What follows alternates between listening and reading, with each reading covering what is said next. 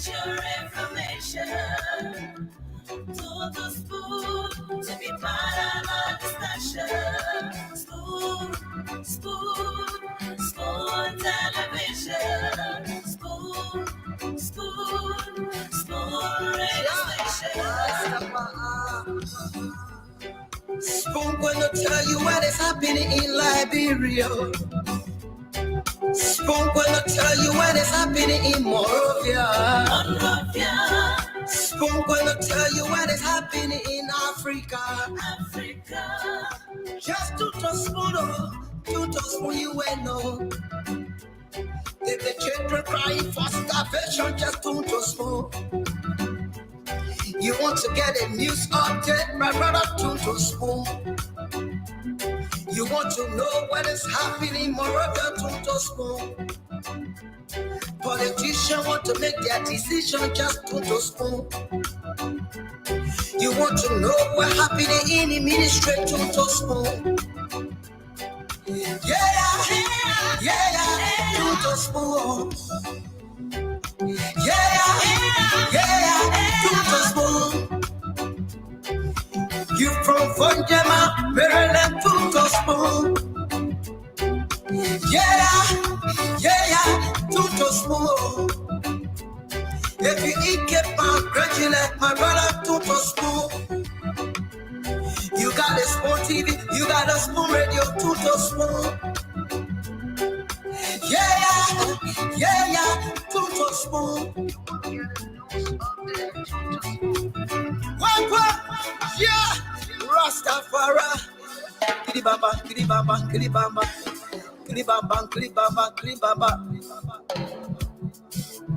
What I want? Yes, what you got today? School TV. Yes, what you got today? School TV. School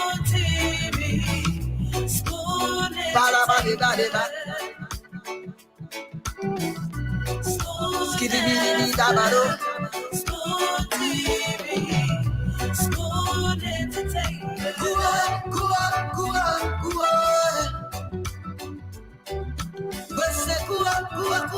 Go to there. Go to there. To the school. Yes, information. To the school to get your information. To the school to be part of our discussion. School television. School radio station. Spoon gonna tell you what is happening in Liberia. Spoon gonna tell you what is happening in Monrovia. Spoon gonna tell you what is happening in Africa. Just to spoon you will know. If the children crying for starvation, just to spoon. You want to get a news update, my brother, to spoon. You want to know what is happening, Moreover, to spoon. Politicians want to make their decision, just to spoon. You want to know what happening in the ministry, to spoon. Yeah, to spoon. Yeah, to spoon. You from Fonjama, Maryland, to spoon. Yeah, to spoon. If you eat keep on graduate, my brother, to spoon. You got a spoon TV, you got a spoon radio, to spoon. Yeah, to spoon. What? Yeah, Rastafari. Kilibamba.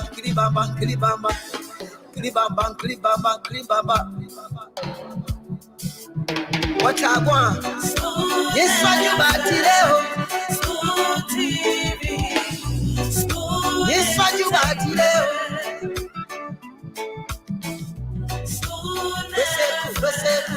Spoon TV, Spoon. Yes, sir. A special one from the CEO, stand on with the spoon. And your boy, Friday the South Band. Charges on the beat.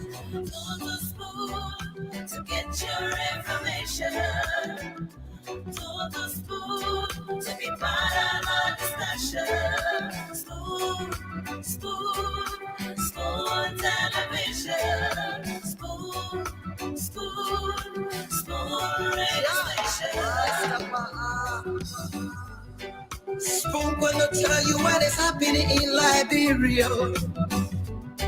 Spoon gonna tell you what is happening in Monrovia. Spoon gonna tell you what is happening in Africa.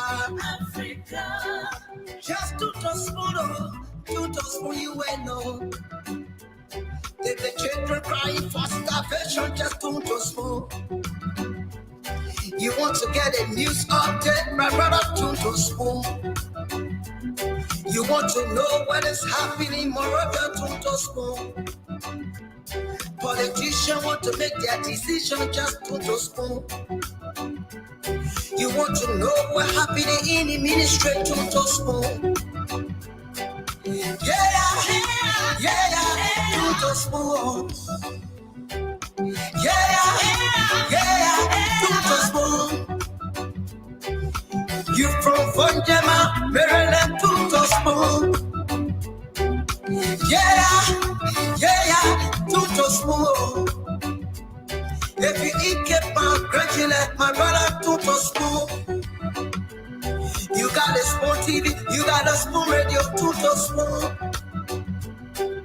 Yeah, to spoon. What?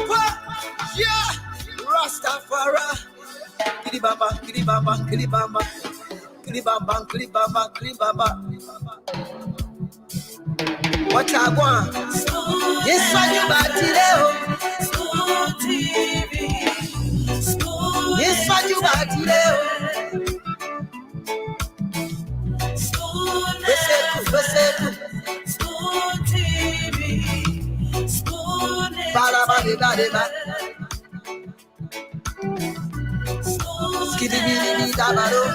Spoon TV.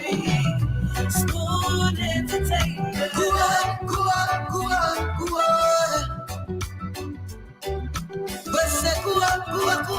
Go to there. Go to there. On the spoon. Yes, I information. On the spoon. Yes,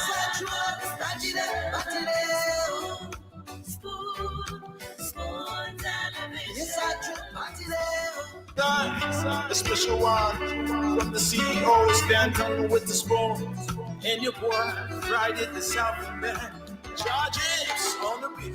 On the spoon to get your information. To the spoon. Well, folks, good evening and welcome. Spoon television. Spoon. To another edition of the program Spoon Talk,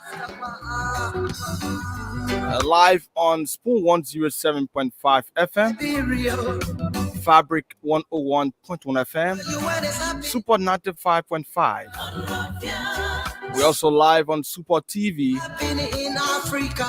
online, Spoon TV online, Fabric TV online, Spoon Talk as well. You can join us on YouTube and other connections on the internet. As a matter of fact, this is the biggest thing that takes place on radio at about this time. At this juncture now, I can just cross over to the United States of America and can I say Poland too as well to welcome James.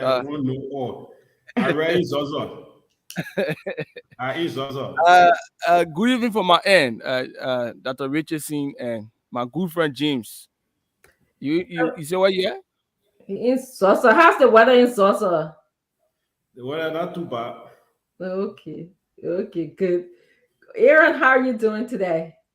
I'm fine, and I'm very much glad that everything is settled here. Than the previous editions, or most recent edition I did, we were between twists and turn, but now everything is set in here. So That's good. it's good. Yeah, it's good that we are here with a very much well brand new setup here. So it's Oh, good. that's good. That's very good to know. I knew you guys were expecting to get like new equipments and all of those things to make us just make our job more easy to do. So it sounds like you're happy with your new equipment and stuff like that. Indeed, indeed. It That's becomes very challenging, yeah, especially at the time I think one of the nights we wanted to take calls. It yeah. was so They difficult. It will, was so difficult for me. Yeah. And then I Mariah understand. kept saying, let's take calls, let's take calls. And the CEO said, we don't have to set up now for that. Yeah, I think the transmitter got knocked down. Something happened in the brain and all of those things. So hey, we're making pathway. Small, we get there. Yeah. Uh-huh. So that's good. It's always good to just be here with you guys to open up the show. Want to just welcome our audience. We'll call your names, but let's just hear what's trending in Liberia, what's going on. And as you know, our panelists going to roll in. We're going to be having a spirited, interactive conversation today about the happenings in Liberia. But let's just check in with Good Day, and then we'll circle back to Kuban to see what's going on in Liberia. Good day. Any news? And don't even tell me your own one news that you have for me when you see me. You know what your news can be, right? But we're not going there today. Let's talk about other news going on in the country. Kuban, and Aaron, he can do when he see me on this Yeah. show. He other news. I saw ANC he can start with. He Yeah. can no other news in the country. But ANC started making news since last night up to today. Okay, so talk about it now because you won't get it on your system. Mhm. Yeah, man. uh, the government issued a statement saying they are investigating. They have four people already in police custody. They are investigating to know what really happened. The information ministry released that press statement today, and Louis Brown spoke regarding the issue. And also the training issue, which of course I know you're going to talk about it, Mm-hmm. has to do with this quote unquote fake credentials, or should we say degrees, that I think you interview. That Martin Uh, call it boy bah. yeah, I think you interviewed the former president uh, of LBDI before on the same platform. He appeared before. At that time, I was still in Liberia. Ah, The former Yes, president, you're talking about John David? the guy who just resigned. some Oh, okay, you're talking about did. the one who just resigned. Yeah, the one Mm-hmm. who resigned a couple of hours Oh, okay. ago. That's Dio Yeah, Delani. Mm-hmm. yeah, Yes. Digo. Yeah, we interviewed him on this platform before. Mm-hmm. Yeah, Oh, he okay. resigned based Mm-hmm. on revelations Mm-hmm. regarding credentials. Mm-hmm. I think that is the trending topic now in Liberia and in the Liberian community, in the Liberian communities outside Liberia. Martin, Martin is cool. Another good point in that. Many You know, people are if you now can, so good there, you can go and if you can, I wonder if we can get Martin permission to just put up some highlights of his post that says specifically what led to the resignation so that we Liberian people can learn from this experience of faking degrees, faking credentials and all of those things. But I think I read a little bit, not today. I think Martin started this thing maybe a day or so ago. He started tracking. You know how you don't start when he started putting small information, yeah. and then I lost track of it. So But let's. the both saying that I don't know, they have the entity that was contacted to do the vetting was betrayed and I was lied to or whatever. I'm thinking, how can an entire board of that higher institution sit there and somebody just comes from America, and lie to them and just present a document that you can just pick your phone and just go online and check it out whether the person is saying true or not. They sat there and the guy took a lot of money. But we're thinking maybe at the end of the day somebody will take him to court again. Whether we have They law said they or we discovered have that laws regarding it. Yeah, they so said so they far discovered that's the that training happening. Aaron. yes, and so just to end up on that, they said they discovered that he provided inaccurate academic records to the institution that was hired. Though in their statement they failed to name that institution. But from our Yeah. end, as it relates to trendy event, we know that the ambassador of the United States of America to Liberia, Michael McCarthy, held a press conference today. According to him, the reason for addressing the press today was because he took a tour of integrity institutions in this country, anti-graft institutions, the institutions are responsible to fight corruption. That include the Internal Audit Agency, Liberal Anti-Corruption Commission, GAC, and you just name the rest. And he discovered there are several things. He talked about how there's low budgetary allocations to those institutions, and he also outlined the fact that there is no political will to fight corruption in the country. The fact of the matter that you have low budgetary allocation to those institutions. It is even shocking that he mentioned that some of those integrity institutions do not have even computers. Some of the investigators there do not have computers to carry on their investigative work. So it shows that there is no political will to fight corruption. He also said that the only way Liberia can prosper is when the government, invest more in integrity institutions and give them some level of independence, and so that they can dig out the issue about corruption. According to him, the purpose of this tour was to see, the government of Liberia demonstrating that will after three officials were nabbed by the U.S. Treasury Department for corruption in the country, being sanctioned. So he actually wanted to see whether Liberia is on the path of fighting corruption. But from his statement, you can tell that he's not encouraged with what he saw. He even displayed brochures that were given to him with some of those challenges that anti-graft institutions are faced with. And so he believed that the willpower has not been demonstrated. The issue about finance and financial support to those institutions. That originally, another thing he said that is very disturbing is that he said some of those institutions make allocation, budgetary allocation to the legislature, and the legislature pass those projections. The legislature pass on them when it gets back to the executive branch of government. The allocations are now made to those institutions. For example, if the institution say they want maybe $50 million for this budgetary year, and the legislature pass on that money, that entire year they get something far less than 50% of that amount. But we're And so not surprised, right? that was something shocking to actually hear. Yes. So Yeah. that's one of the trending news. Another thing is about, like Jean said, the issue about the December 17 protests and the happenings from last evening up to today. But the chief of staff of the armed forces of Liberia actually he clarified his statement today on OKFM.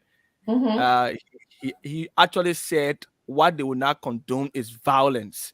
So he said what he meant was that no one will get involved into violence, and the army sits there. If for any reason, if the police is incapacitated to go after individuals who get involved into violence, the army will actually will go after them. So he didn't mean that people should not protest. According to him, you can go ahead and protest. He really suggesting that the government build, a square where people can go and gather to protest, and their petitions can be delivered to the government. But what he frowns on a whole lot is the issue about violence that may erupt during some protestation in the country.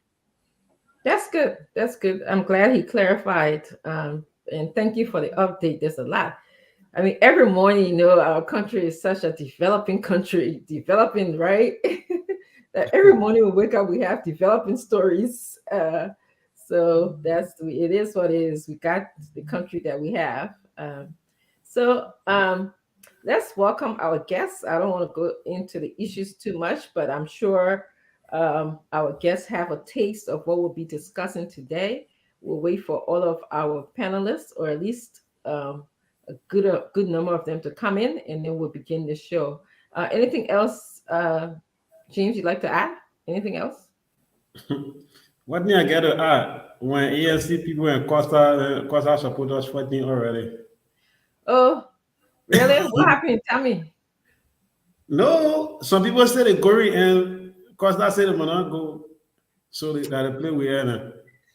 James, today I had some time to think about how many people have left Liberia. And many people left Liberia stating that this particular government was harmful to them. They needed protection from this particular government. In fact, some of them went through the back doors. They went through the dark. They climbed through hills and forests. Some people say they were in sardine boxes to get out of Liberia because the government was so bad, this particular government, okay? They came to America. They asked to be protected for this great United States, where the United States can protect anybody who have a formidable claim of asylum. And then the American government said, yes, we'll keep you, we'll protect you from the suffering, the ill treatment, the treatment that you said that you received, that you're close to death because of your own political opinion, your right to exercise your views, your thoughts, to even exercise your constitutional right to protest. So now you hear now the people giving you light where you can get it, you flip the light, they switch, you say the light come on, voila, it can't on, you put water on, it can't on, you're sitting down, you eating good burger, you can go to McDonald's, which is where we eat our Burger King, you can sit down here, and then you get on air, or you be talking while being protected by the United States government to tell people back home who feeling a pinch every morning, they can't find food, they can't get good conclusive results from people who have died around them. They're suffering that you don't want supposed to not tell them and say, I in America and I get protection from the American government, so you must sit down and you mustn't go to protest. Does it add up? Is that hypocritical or what? Who's that? Well, no, you think for yourself who you think. That's that quiz for the day. Oh, so that how you not start giving quiz to us? Yeah. So say you brought us who fighting who. Now that quiz for the day, and so it's very hypocritical for somebody who to sit in the United States where you're getting protected by the United States government. I know this because this is partially what I do. Okay, you seek asylum in this country because you claim that the government that you come from is so bad. Okay, the people protecting you because the exact word is fear of persecution because of your political belief, your race, your gender. Those are some of the words that is inscribed in the law. When you come here, you claim political asylum, the American people investigate your claim. They use me. In fact, sometimes I go to court for this reason. Okay. And then when they give you political asylum, then you sit in a good country where you enjoy yourself. You can walk up and down the street, nobody threatening you, nobody beating you. You can leave your house 6 o'clock. Okay.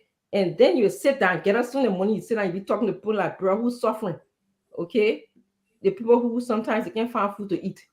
The people who sometimes they can't go up and down the street. If you're a woman like me, I can't find myself walking down Broad Street because I feel like I'm not protected. Not that, it's from the government, but maybe from anybody. Then I would sit down, I don't want to be telling the people whether they can go protest or not. That's my business.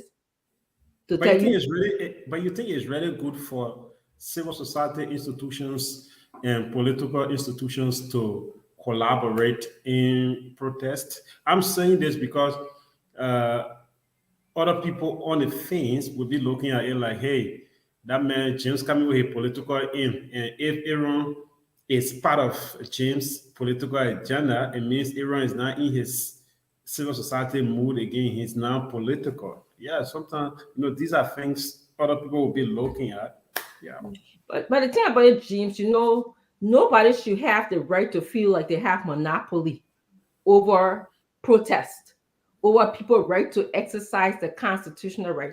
I shouldn't feel they want to say, "Oh, James, you my little son, Aaron, you my little son, so you don't participate in anything." If I give you the liberty, James, on any time, and the same with Aaron, that you hear and you feel like you have a view to express, okay, I can advise you and say, my small brother or my children, maybe it is not right at this moment, but I cannot go and be publicly saying that you shouldn't do that. What rights do I have to stop you from access? This is the beauty of democracy, So, and the thing about it, so no one group can say, "Oh, I will hold protests, I won't hold protests," or whatever. You hold your protest, you hold your protest.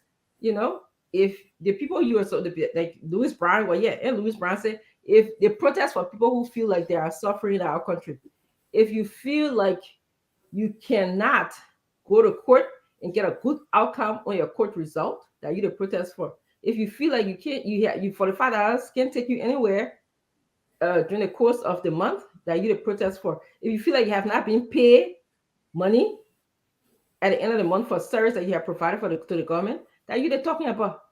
If you feel like you are okay, you are eating lobster, you are, when you get out in the morning, you got a light switch to your house. In fact, you got solar panel to your house. You can just flip it or account. You see how James enjoying this, the electricity over there. That they're still home. And they make here he lay it out. So many people here that lay it out.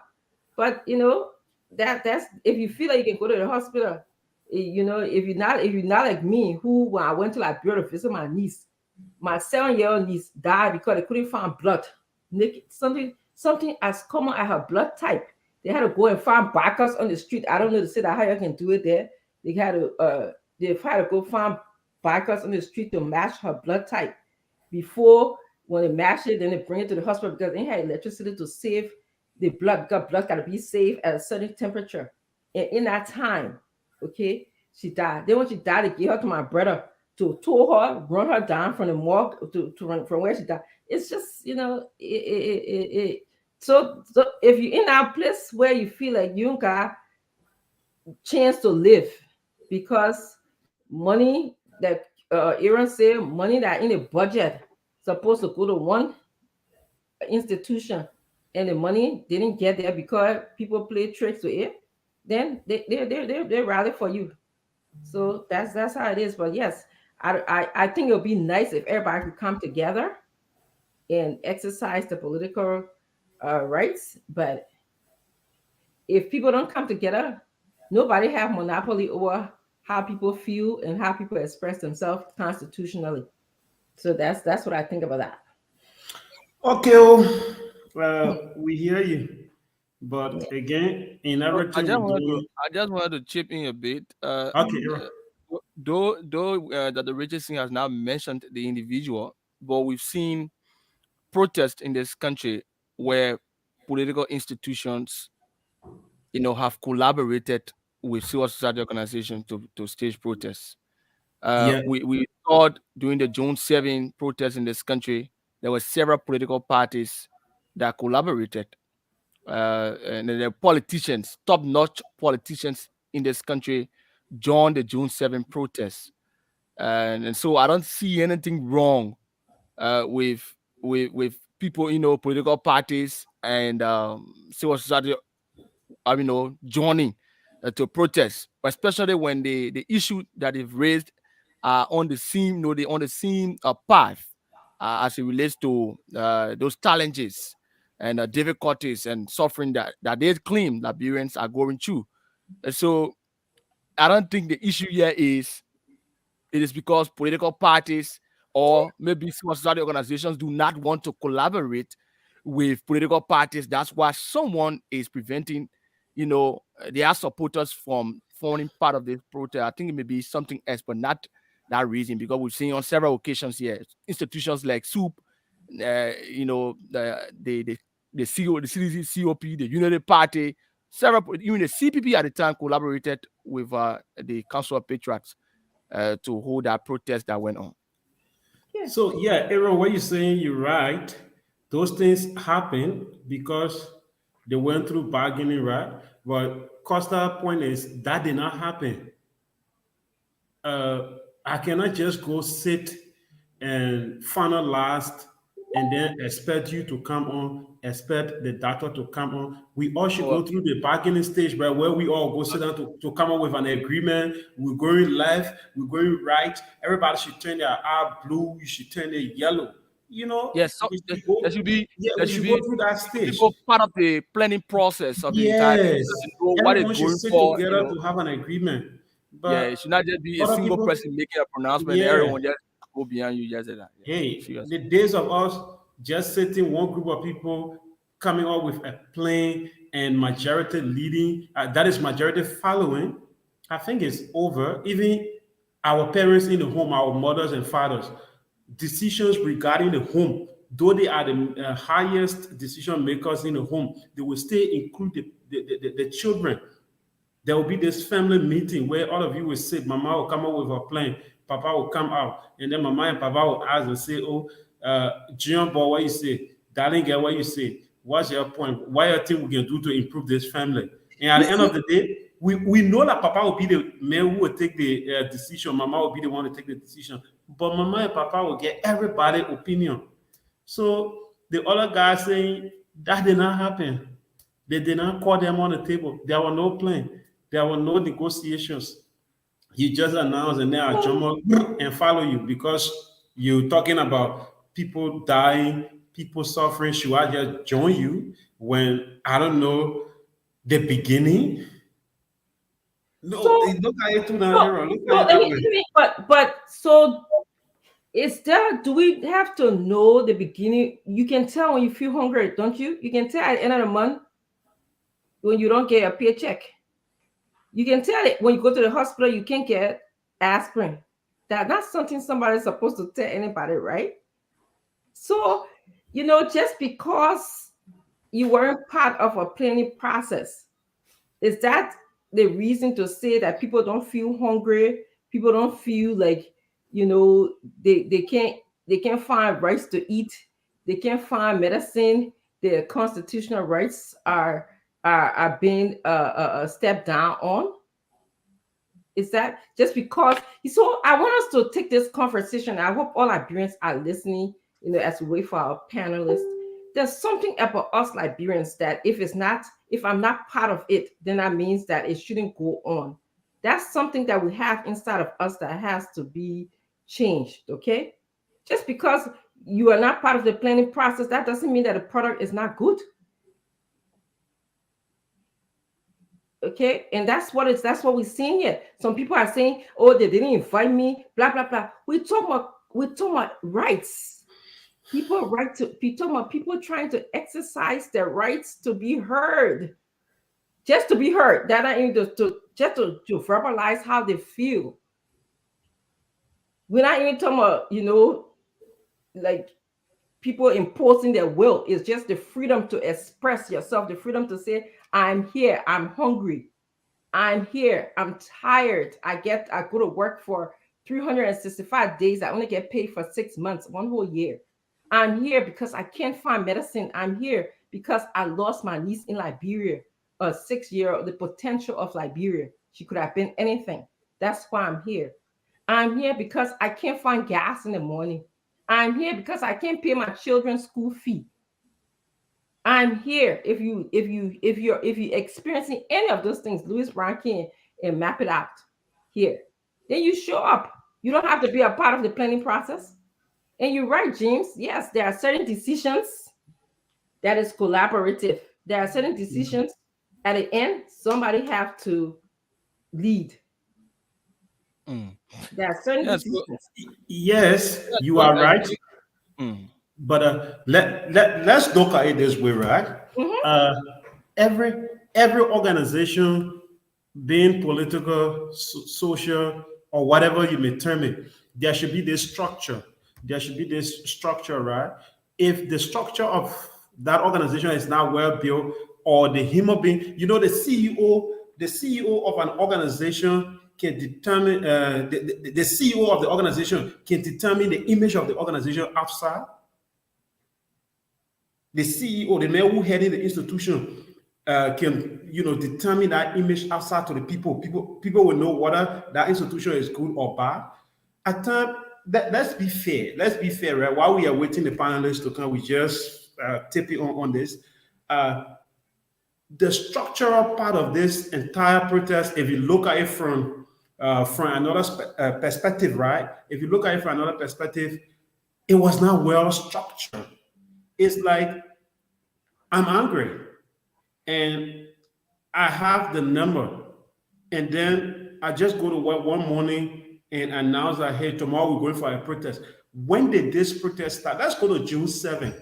I was in Liberia. I provided before the June 7th. Let's go to Save the State.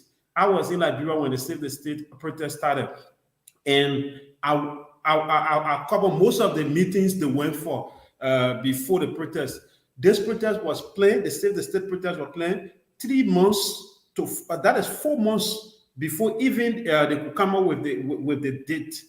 Like that, they were able to set the structure. They were able to set the structure, to set their agenda, and so forth.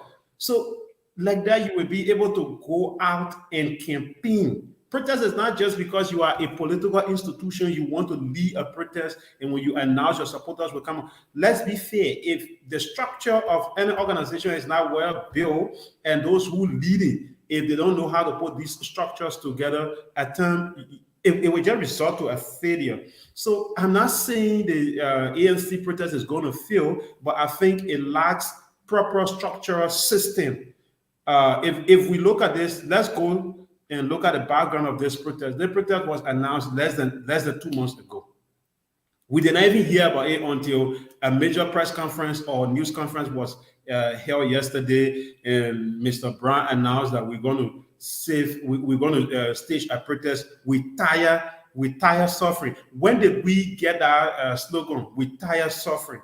Save the State. The Save the State slogan came 2 to 3 months even before the actual date of the protest. Like that, I'm coming. Just 1 minute. Like that, the citizens got used to it. They knew what they were going for. They knew more about the slogan. But for the "we tire suffering" slogan that the ANC is carrying, when did they come up with that? When the ANC planned this protest is not just one political right. Anyway, again, they can save themselves. They say it is a rally. Yeah, they said rally. What I listen to, rally. So rally we not just terminate as protest, but they say rally. Okay, so since it is a rally, yes, but if it is a protest, a successful protest around the world are not just quick 7. You must plan a couple of days or weeks even before you come out, or months. Yeah, so James, my point I'd like to make on this entire issue about the folks within the opposition, battling over whether they should support this protest or not. I think this is not a good sign, especially judging from the fact that since 2005, post-war Liberia, we've always had an election that goes for second round. All of the elections we had, they always go for a runoff, and during the runoff period is when opposition parties and the ruling party, they battle over who will pledge support to them. And the fact that at this point, just 10 months to the election, we can have folks within the opposition. This is not just start here. It started some months back when it came to the issue about the division within the CPP. Now it has come to a particular rally that another political party is saying, join us. And someone somewhere is saying, no, we cannot join you. Now, the message it sends out there is the fact that when the election goes for runoff, what type of phase will these people in the opposition have to ask, someone? Take, for instance, if Costa is supporting Joseph Liman Boaka, who, from all indication, will not support this rally or whatsoever, or will not tell his people to come out.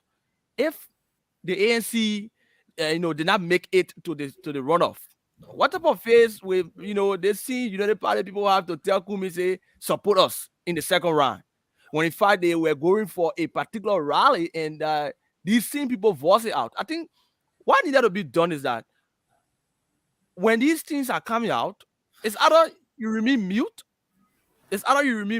when you do not support it, rather than discouraging people who might want to support it, but your influence on them may turn their decision around not to support it.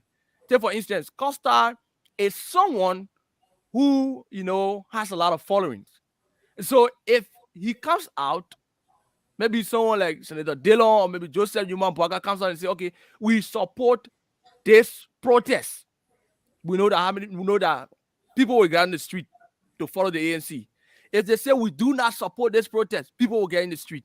But now, if, for instance, if they say, okay, let's just remain mute and watch people have the democratic right, this is a political rally, and everyone wants to do what they can do it voluntarily to get beyond the ANC. But coming out to make statements against a rally, it does not send a good message for 2023. Okay, it does not send a good message for 2023 when either the ANC or the CPP to say or the Unity Party might go to a runoff with the CDC.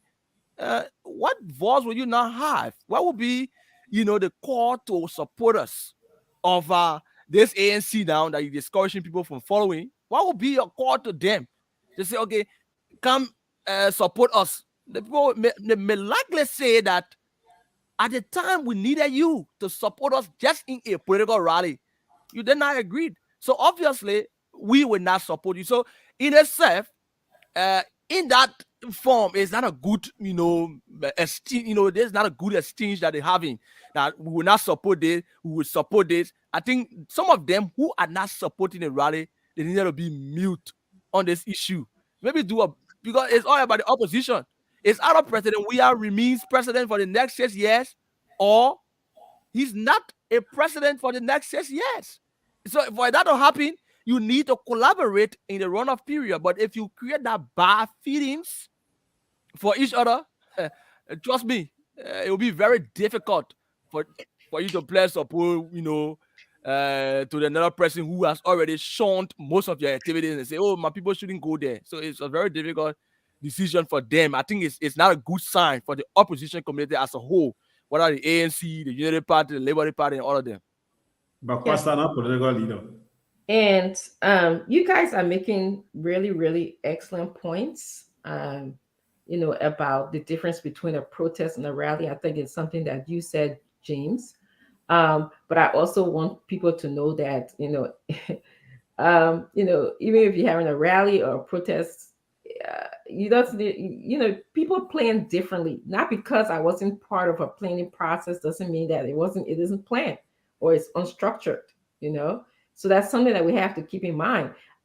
Just because we didn't sit in the room and say this plan coming from A to Z and blah, blah, blah, it doesn't mean that I've lived long enough to learn that it doesn't mean that just because I wasn't a part of a planning process doesn't mean that things will not go okay.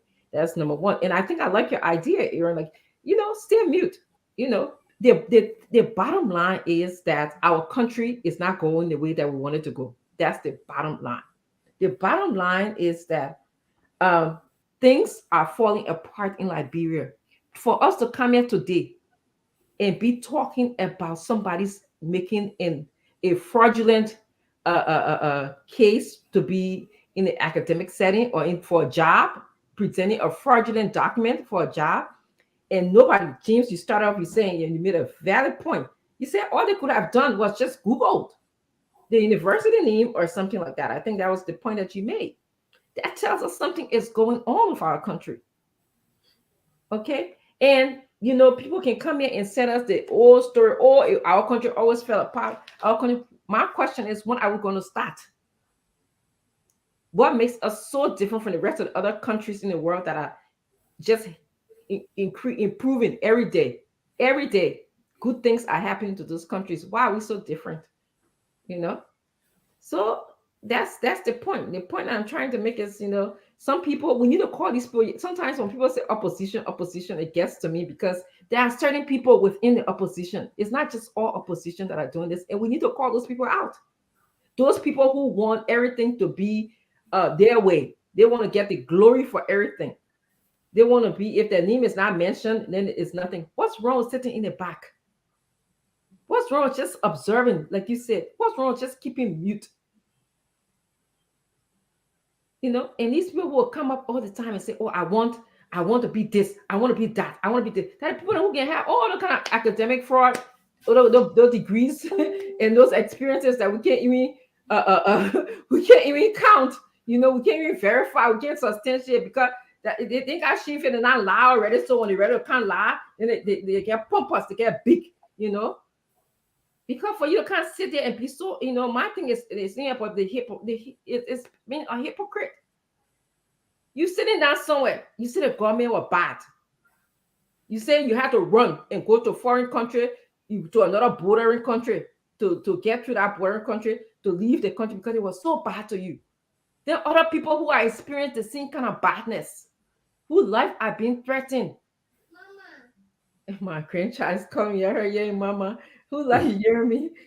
Who life are being threatened, who don't feel like they have the right to express themselves. Maybe they will get missing if they verbalize how they feel. Then you are sitting down somewhere every morning. You get free burger to eat, or you get free breakfast to eat. You can get in your car, drive, and go whatever. Then you can't sit down and tell people in Africa, in Liberia, say you might do this and do that. What is that? Why you can't sit down, Aaron? The same thing. Why you can't just sit down and say, "Okay, I'll be quiet. Let me see how this stuff will go." Or if you got good feedback to give, then you give good feedback. If you got something, everything, there's constructive criticism for everything. I appreciate constructive criticism, and then, or you give good constructive criticism. Maybe you say, "Oh, SKD is not a appropriate place," and you tell us why. Somebody say, go do it down to Capitol building.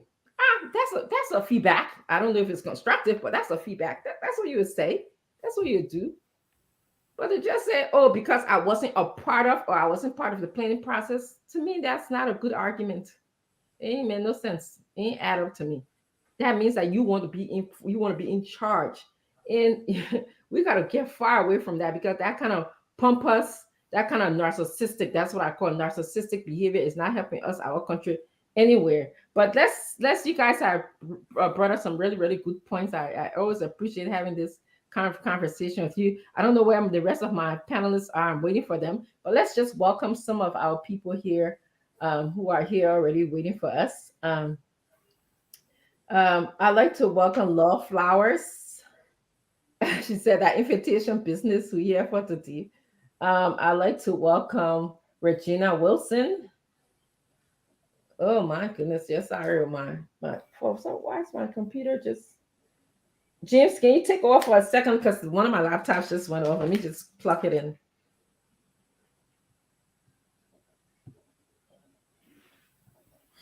All right. Everybody welcome, yeah. Yeah, so about Aaron, we welcome them already. Everybody welcome, yeah. When you come today, you come later, welcome. Yeah, welcome everybody. Yeah. When she come back, she will go with her tradition. No, but we gotta welcome the people, James. That's welcome. But it's difficult. It's difficult to do that. I don't know how she does that, but it's very difficult to do. Yeah, the names will be like names are, the names are just popping up. But let me try to do it while she's getting ready. Heron passed away. Welcome, Veronica Sikpa. Sikpa. She's watching from Philadelphia. Okay.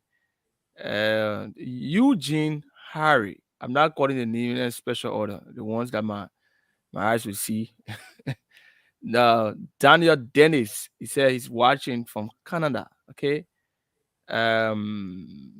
Francis Weir. Francis Weir is watching from Pennsylvania. Okay. Marjorie Duncan Foley is okay. She say, "Thank you, welcome, yeah, okay." Othello from Josh.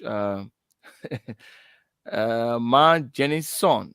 Man Jennison is watching. Melvin Logan, Patrick P. and Wule, Desmond Bori is watching from Dubai.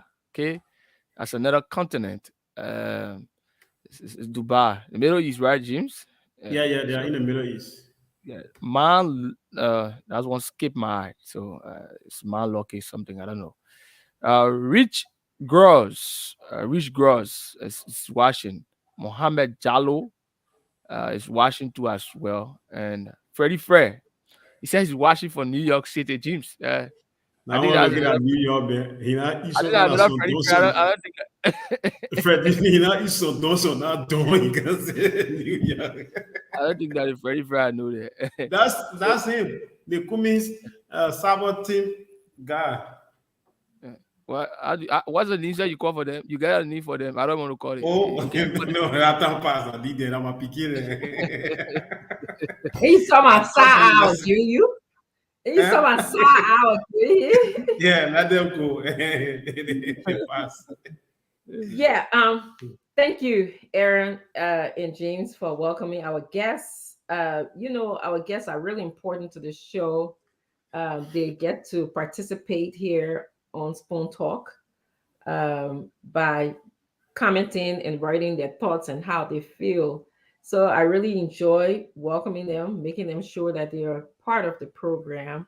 And we sometimes go back and read their views. So I want to welcome all of you, whether you're on Radio Land, whether you're watching TV or watching on social media. We appreciate the fact that you're here with us today. Again, we're talking about exercising your freedom, your God-given freedom, or your constitutional rights to participate. That's what it's all about. That's the essence and the beauty of democracy. So go ahead, comment, enjoy yourself. Every periodically we'll read the comments. So I'm still waiting on my panelists to show up today. Let me just check my message to see where are we here today. If not, okay. I didn't get everybody's running in late, I believe, from work. But let's talk about some of the things. We'll begin the conversation, and then at least I have both of you here because time is far spent. So let's talk about the government investigation. Was one of the first things that you guys said. I didn't get an opportunity to listen to what. So what are they investigating? I know yesterday there was an uproar at the radio station, and supposedly there were two groups that were supposed to be there based on what you guys said. While Louis Brown was at the radio station, there people were outside, and there was almost like a violent breakout. People are protesting him, and people are trying to protect him. That's what my understanding is. And so the government again put a release of investigating, and they have 4 people in custody. What are they investigating? The Asher. What happened yesterday? Okay. Yeah, so they said the police force was able to get 4 people, and the Louis Brown supporters were identified.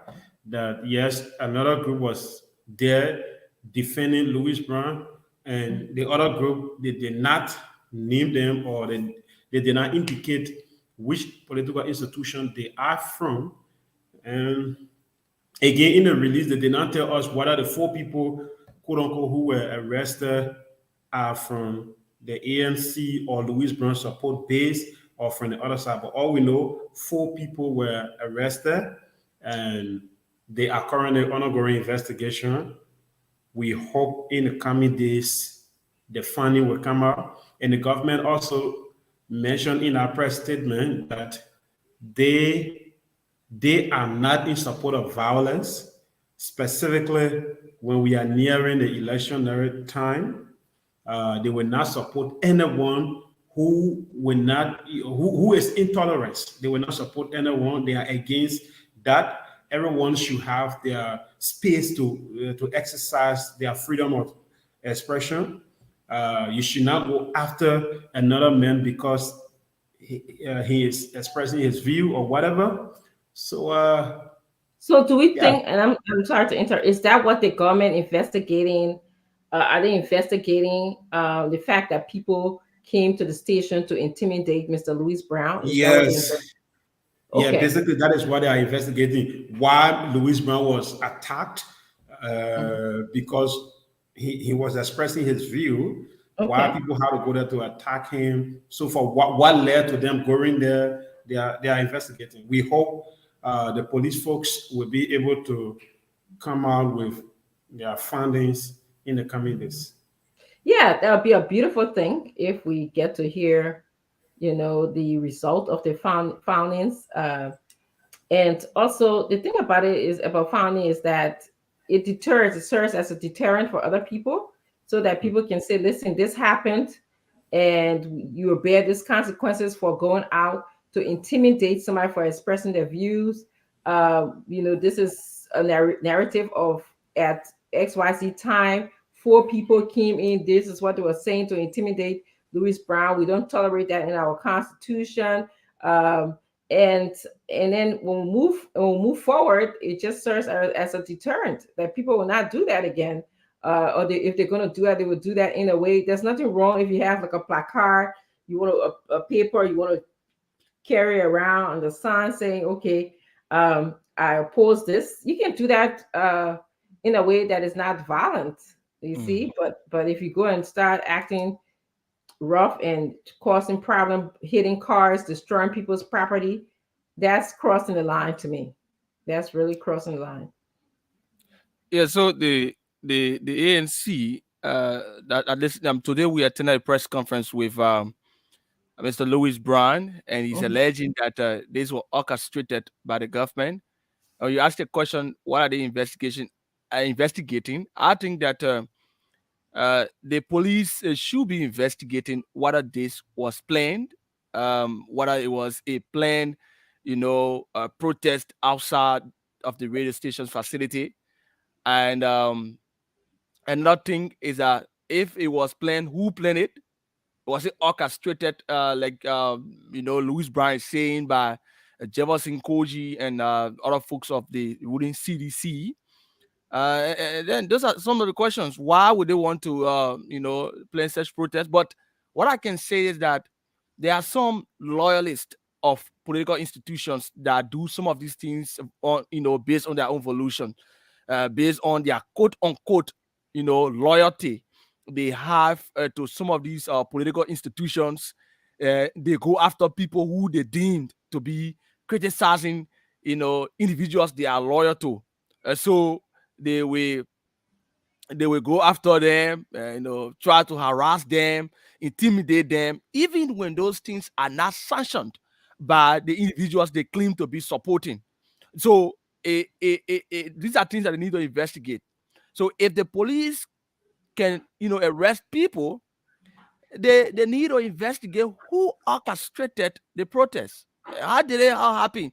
Did these guys just go there by their own will and decided to go and intimidate Mr. Brown, or someone sent them there? Let them look at their their call logs. Their phones need to be seized from them, and their call logs need to be checked. Who did they make communications with? Who did they talk with? Prior to going there, all of those things need to be checked. That's the type of investigation we're talking about. We're not talking about the regular investigation where you just grab people, you put them behind cell, and after maybe 24 hours, you let them go and you keep telling the press, we are investigating, we are investigating. There have been endless investigation Yeah. in this country. Several times protestation take place in this country. There have been several protestations, several disruption, violence in this country, and people just say, "Oh, we investigate endlessly." We've not seen any result of most of these things. So, one of the ways that we can set deterrence is that when we come out with some of these investigations, there should be findings. There should be outcomes of some of these investigations. You can't come out and tell, oh, we're investigating when we cannot get outcomes. And then that's the reason why these things persist in our society.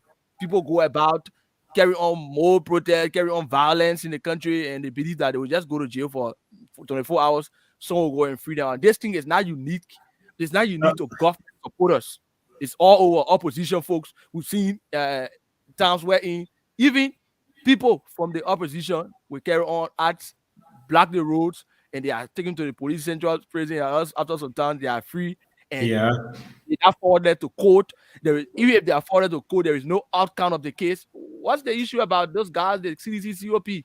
How far that case has gone?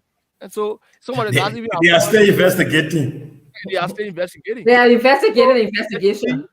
there should be outcome. There should be outcome that will set deterrents to avoid reoccurrences of some of these things. Okay. Just before that, the registry come on. I just want to make certain clarity. I see people on here when I say election narrative, they are saying it is not a word. I want those who saying it is not a word to check it out. When somebody tell you election narrative, it means pertaining to voting, pertaining to your right to vote. It is a word. Yeah, y'all go and check it. Y'all stop arguing. Yeah, that registry you can go on. Yeah, so I was going to I got distracted for a little bit by what you were just saying. Those points that you just made, Kuban, they're very good points about making sure that we have a public statement about the findings about and what we're going to do about the people who violated the law. We're not just going to come out and just, again, say we investigation, nobody finds out, and then we get done. We move on to the next thing. So I think you're right. And the reason why making public statements and also showing the consequences for people who violate our law or just disturb the public peace is because our country have a history of having endless investigations. So it creates an issue of people trusting, the police system, trusting the government. And so we then start to get all these kind of rumor, all these small rumor. But if people knew exactly what would happen if you violated the law, if you know that you pay the price for it, or you'll be put into some kind of process, then it makes sense. It makes sense. Then a lot more people will say, I trust the law. Listen, I have about 3 or 4 stop signs before I enter my place where I live. 2:00 in the morning, whether I'm coming home or not, whether police there or not, I stop. It's just because it is ingrained. It's a system. I trust the system. Okay, because I know whether police there or not, I have to stop. I know that I could possibly have a camera there. I know that there could be a police on the next street. I don't know. But I know that the police are always watching. They keep track. They have a way of monitoring us. So and so you begin to trust the system. And so that's what I'm trying to say. So we have to get to a place. We had the Sawyer Memorial Service. I remember. You guys air that? Some of you were there. Yeah. Remember the whole problems that we had with one group trying to attack one group. And that there was an investigation. We didn't even know the outcome of that investigation, right? Remember, you guys remember when they were having Sawyer Memorial Service at I remember when the what fire it was disturbed. We saw that. Then you remember again, the young man who got beat. I think it was at the U.S. Embassy. Up to today's date, we don't even reference that. Yes, we don't even know what's going on with that young man. And we don't even know what became of that investigation. So how do we begin to develop trust in our system of government, when these investigations just never ending? There's no finding. So you are right when you said, at least they can come back to us and tell us, this is what we found. This is, even if the people didn't do anything to warrant them being spent in jail or whatever, but this is the crime that they did or they didn't do. And this is what we're going to do about it. That just shows that you have no tolerance for any kind of disturbance of freedom and disturbance of anybody's constitutional rights. My brother Kev, welcome to the show. It's good to see you. Thank you. Yes, so we're talking about a series of things here. We just finished talking about the investigation of the government announced of what happened yesterday. I wasn't here yesterday, so I'm sure you guys had a developing story where Louis Brown was at a radio station and There appear to be people outside of the radio station. Some people say there was a group of people intimidating him. Other people say there was a group of people who were protecting him. So we don't know. That's what the investigation is about. So I don't know if you have any thoughts on that, or we are then going to move on to the fake credentialing of LBDI employee. Well, good to be back. I was off yesterday and Friday also, so good to be back. But while driving home, I was listening to you guys, listen to some of the stuff you guys were discussing. There's an interesting thing that Aaron was discussing. Aaron, can you come back? I want to ask you some questions. Okay. Aaron, come back. Don't run away. But you can talk. You're listening to you. No, Aaron, don't run away. It's certain thing you were discussing. Yeah, I want to. You ate early, right? Indeed. Okay. You're talking about the protest rally. I don't know how they're calling it. You talk about Costa saying, he's not going to support the protests. You have to remember one thing. People come together based on ideology, not based on because they want to move president. When Black people came together in America, it's based on ideology. When people formed the AU, it's based on ideology. So when I listen to you and I said to my God, I said, that's LU, why are you talking there so? And James was trying to ask you one or two questions, but you didn't pick it up. You see, you got to take that idea of, especially journalists, you have to take that. You come together based on ideology. The reason the CPP break up, the Unity Party break up, because they don't have the same ideology. So you saying they should come together because they want to move somebody?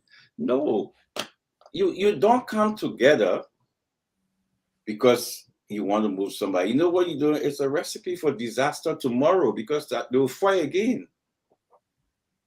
I want you as a young man, think about the future of Liberia, not think about the noise on the streets, because you will be tomorrow leader. You might be the information minister tomorrow. So when Costa say he's not joining, look why he's not joining.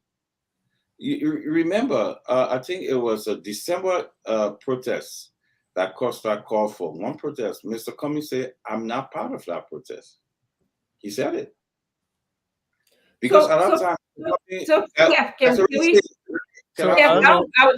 don't want you to go too far. So let's just have an opportunity to just dissect some of the information that you're saying, because I know you have a lot to unpack here tonight. So if you can just give us chance, because so we won't forget our train of thoughts and all of that stuff, and then Aaron can have an opportunity to respond to you. So that's what I don't want to be rudely interrupting you, but so just give us a chance to just stop a little bit to respond.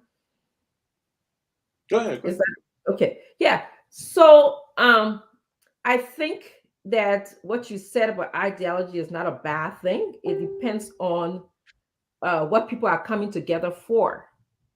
So people come together for different reasons. They can come together for an ideology. For example, the democratic ideology in this country, you can be either follow the ideology of being liberal, or you can follow the ideology of being conservative. Okay. Or you can come together for a cause, for a reason. And in Liberia's case, this recent protest, it seems that people are coming together for a cause as opposed to an ideology. And you're right. When you talked about people should not come together to ask a sitting government to step down. And that was what Mr. Cummings opposed to during his last opposition to any protest or rally. Okay, it was his opposition. Like, I don't want to come together to say that we should remove an elected government. You can do that through the ballot box peacefully, okay? And unfortunately, in Africa or in many other parts of the world, we have done that in a not so peaceful way by a coup d'etat, but we don't want to do that anymore. So people can come together for different reasons. Ideology is one way that they come together, and another way they come together because they all are feeling something, a cause or purpose that is beyond an ideology. So in this case, there are sometimes, like when you talk about the civil rights in the United States, why did the Black people come together? I think you are alluding to that a little bit. They came together for a cause because they were being discriminated against. Because a white man and a Black man could not go to the same water fountain and drink. A white child and a Black child could not sit in the same school. And so that's one of the reasons why when they were experiencing that kind of suffering from the white man, from the effects and leftover of slavery.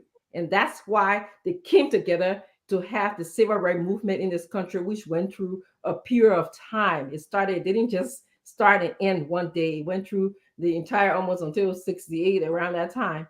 That's when the civil rights movement sort of evolved. It was something that evolved. Martin Luther King had several protests and rallies. I can count 11 of them.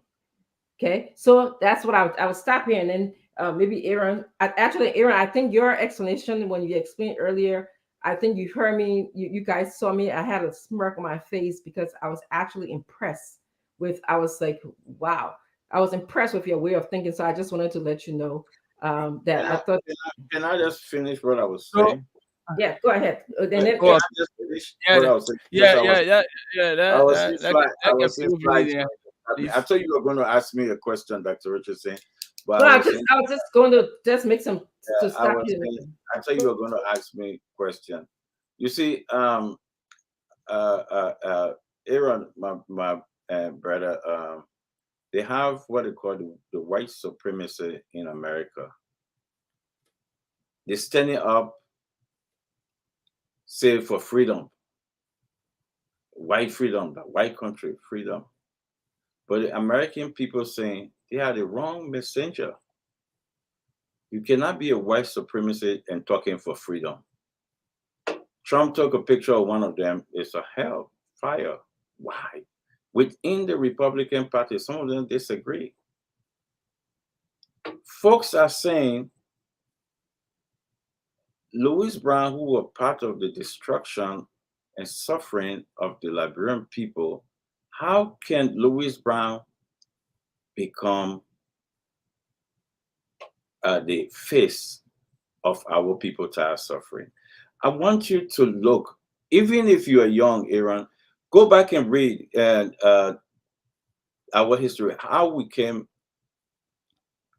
to this place where we are today.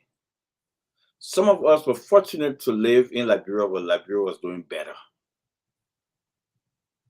They came back with the same statement that is saying that the people were suffering. And I remember the international community said we will go 100 years back. The same identical folks. And the same identical folks will come to you today and say, you'll go protest because we're tired. When did Louis Brown realize that the people were suffering? You have sense under Ma Ellen, which he was information minister. Where was Louis Brown putting people on the streets and say, Ma Ellen will tire suffering? When he was talking the getting job, that was it. Now he talking, coming to getting job, coming become president getting job, he gone. Louis Brown has a history of talk the getting job, he zip it. The messenger is wrong. The president of Liberia, George Manuel Weah, to feel that the people should be tired of suffering. He himself want the people to not suffer. Because when you look at the history of Liberia, he's the only person that were coming to Liberia and talking to the world that Liberia should tire suffering by evidence of disarming the people that Louis Brown gave gun to. Okay, Kev, can we tip in on what you just said? You know why? You guys spend an hour going back and forth. I will listen to you guys. So I just want to straighten the record. Yeah, you are muted. Actually, we're waiting for you guys to come on. So yeah, you're spending an hour. Give on the chance but let Aaron come in. Let Aaron come in. I have questions also for you because you made a very open statement that would be difficult for you to even defend. Aaron, go ahead. Okay, yeah. So, Kev, yes, you asked what I'm a student of the University of Liberia. Yes, I'm a graduate senior of the University of Liberia reading public administration, and I read government. That's what I'm doing at the University of Liberia. So I've done some political science courses as well. You asked about my thinking capacity. Oh, yes, I know. The thing about this entire issue, I'm a full-fledged journalist, and I remain balanced whenever I make my analysis. I've been doing talk show for nearly about 6 years now in this country.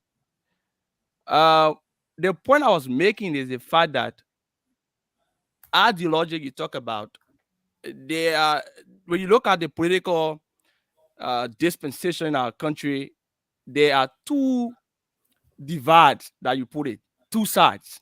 You have the opposition and the ruling. No matter what the opposition do, their form and manner in which they carry on their activities, their utmost goal is to unseat the ruling government. So whether Costa or any other person in the opposition, whether they disagreed, it's just their form and manner in which they want, that government to be removed from power democratically. So the point I was making here is that at the end of any election in our country from 2005 up to now, there have always been a runoff. And we've seen instances wherein individuals have supported the ruling establishment. Take, for instance, I don't want to mention the name, but our senior brother on the show, Ben Senvi, supported the opposition, right? Now, after he supported President George Weah, that was the time he was in opposition. Now he's no longer supporting him again because of the decision he made. And another president, look at Senator Darius Dillon. In 2011, Madam Salif was an incumbent president. He supported Madam Salif as an opposition person. So that in itself is something that you are in opposition, but you do not support an opposition candidate. But in the case of Ben, he was in opposition, he supported an opposition candidate, including Musa Belete. But you have been instances where people in the opposition, they go to the ruling establishment to support that ruling establishment. Then the question here is, what type of opposition? Our legislature. Okay, what type of opposition you are in? Now, if you are in opposition, your goal is to see the government. So when the election goes to second round, the party that goes to second round's opposition, it is expected that all political parties that are in opposition will support. I said it is expected. But we've seen people who go to the ruling parties. That is because of some of the frictions that that occurred during the campaign period. You see opposition political parties attacking opposition political parties leaders. So once those frictions occurred during the campaign period, it becomes difficult for individuals now to come forward and support that person.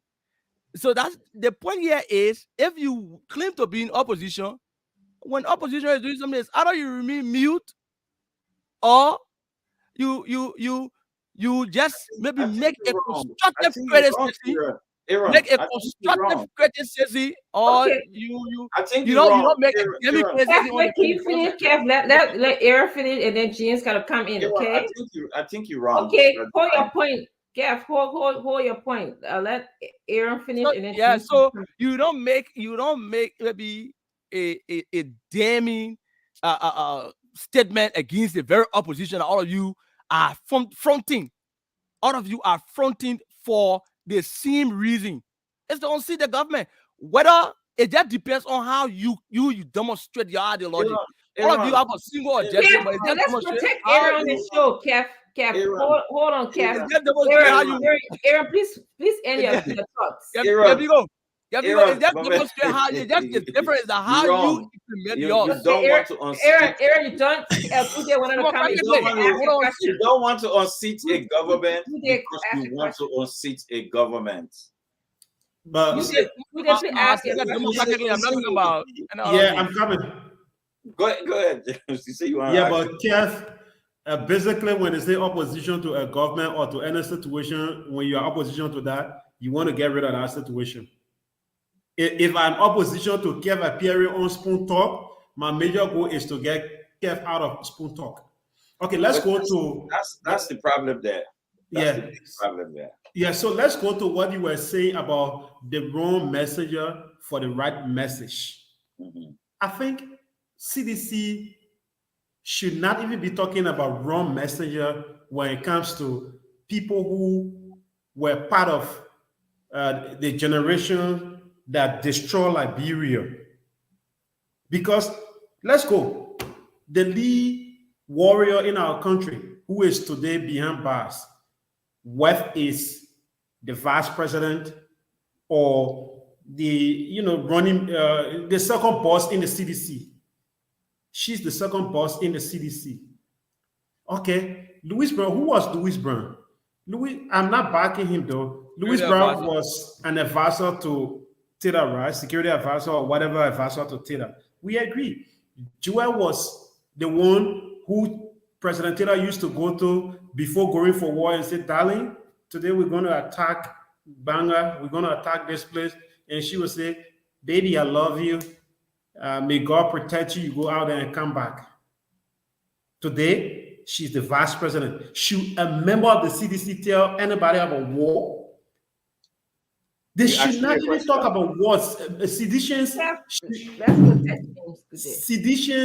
or people who support Weah Shins, people who support President Weah or his administration should not talk about people who killed or who destroyed the country, because Weah is supporting, Weah call a person who supported a killer, a person who destroyed the country. Weah call that person and say, you are the best person who can work with me to transform this country. Taking a killer, taking a wealth of a killer to transform a country is equivalent to taking that killer to work with you. Let me help you small. No, I'm coming now. I'm coming. Okay, come in. Let me help you small. I understand where you're going. Let me help you small. In Liberia, people confuse things. You see, we talk about places like Rwanda that fought war and 1 million people died, and they came together and reconciled. We are not saying because Louis Brown fought or Louis Brown of a part of the MPFL, you're 100% right. James, I wish you come so I can see your face. He listening. I'm not saying that. I will not stand here and say because somebody fought in the war, you should not take part, because one way or the other, everybody do have contact or family member who fought the war. But you know what we're talking about? Louis Brown. The difference with Louis Brown and the vice president and some other MPP partisan are finding solution to our issue. The part of fixing the issue. Louis Brown is a part of destroying elaborate. What do you mean by that? So what do I mean by that? When you look at what the vice president doing, no. When you say Louis Brown is part of destroying our country, what do you mean by that? What credible information do you have to suggest that Louis Brown the vice president works? And you see, you part of fixing. I'm asking the moderator on this show today, Jeff. Yeah, I will answer your question. Let me finish. You see, Louis Brown is. You see, the vice president part of fixing. You see, other folks part of and fixing the situation. You see, you can say all you want to say about Prince Johnson. Like today, the lower house and the upper house passed a resolution in support of his university. People they educating people. When you took part in our the destruction, let me say, if you take part in our destruction in Liberia, right, and you stay trumpeting that behavior shows that you don't have no remorse of what took place in Liberia. Listen to the language Louis Brown and saying. See how he's speaking. But Louis Brown remind anybody who listen to Louis Brown, remind us for back in the days when you come here, we will do this to you. We will do this to you. You're still with this, you're still with that. No, instead of Louis Brown, can you land so James Gude can come in? Kev, can you please land? Let James Gude come in. I also like to welcome Minister Fagon. He's just joined us. So James Gude, please come on, land, and then Again, Kev, I told you the seditions, including Fagon, including former Minister Fagon, should not be the people who will come out to tell other citizens that. I'm just saying, maybe Dr. finish? Because Dr. Francis want your mind to be cloudy, so she don't want me to bring you because you know, Jeff, I'm 32 years of age. Your mind cannot just be cloudy. You're not a kind of person that can you understand. But what I'm trying to tell you, James. You have to give me let James finish. I want you to understand one thing. One thing I want you to understand. It's not because you take part in the war.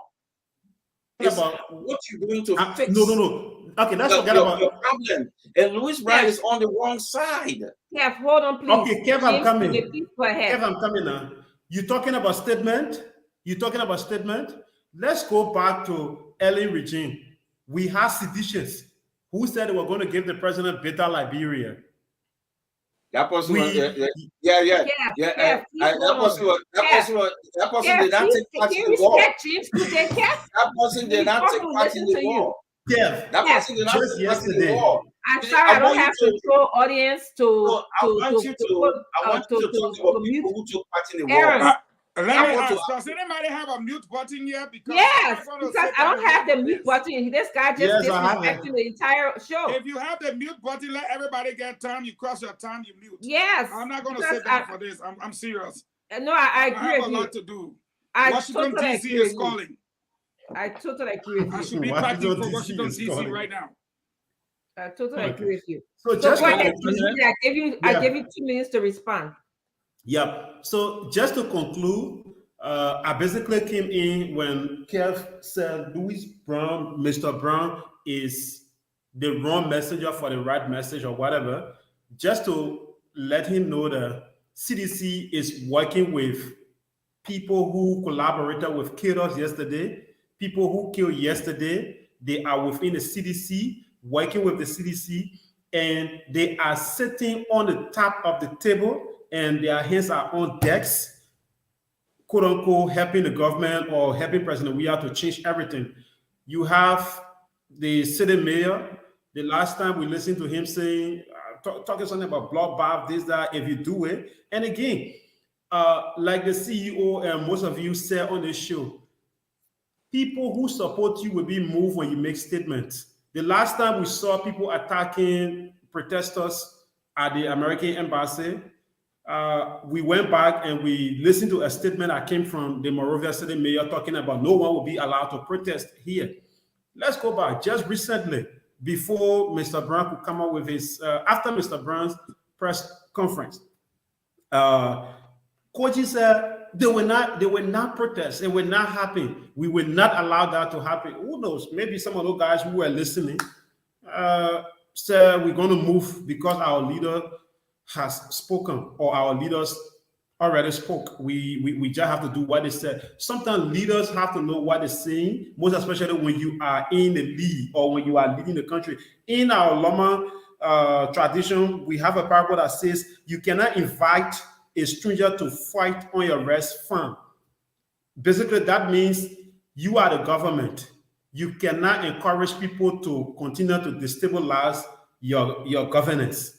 You have to do what you can for all of them to work together. So again, Kev, CDC should not be the one to talk about people who fought in the war or people who took power who were associated with warring factions, because you have lots of them working with you and advancing you every day. Now you are begging one of them again to support you because he announced that he will not support you. Okay, thank you. Minister Fagon, you just joined us. Thank you for joining us here today. We're just speaking about the December 17 rally. Kev brought a thought about how ideology bring people together, and he also brought a thought about how people who are not contributing solutions to our problems, such as Louis Brown, he believes is not contributing solutions to our problem as opposed to causing the problem in our country, versus the Vice President, Prince Johnson, he believes are contributing to our country. So do you have any thoughts about that? Do you want to share your thoughts about those things before we move on to our next topic for the day? Just give you some time to process and think about what was said. Well, first and foremost, let me say good evening and thanks to all of you for coming on. I think what happened to Louis Brown last night should be condemned by all. It was an act of savagery and banditry, display of gangsterism that should not be tolerated at any level of our political arena. Having said that, we have to be careful with the rhetorics. We have to be careful with the tone. And I think in all fairness and honesty, Louis Brown came across as strong, but with a debate. You know, you can be forceful in your speech, very forceful. It doesn't mean you're rude. You're very forceful with the use of your words. You bear down on some of the words you use, and they can be construed as being aggressive. But when an intellectual meets you, they meet you on level terms. And so there have been an exchange, war of words. My take is this: we all need to be civil. We all need to be tolerant. Louis Brown went to the radio station last night. There was no need for an attack. And like I said, I can tell that there were supporters of the CDC and supporters of the opposition. They didn't necessarily have to be ANC. But we need to discourage this sort of thing. Having said that, I will say to my CDC partisans, you are losing every day. Because if you see a pig in the mud and you wrestle with it, you will get dirty. Mm-hmm. It's just a fact that nobody can run from. Instead of propagating the progress you've made,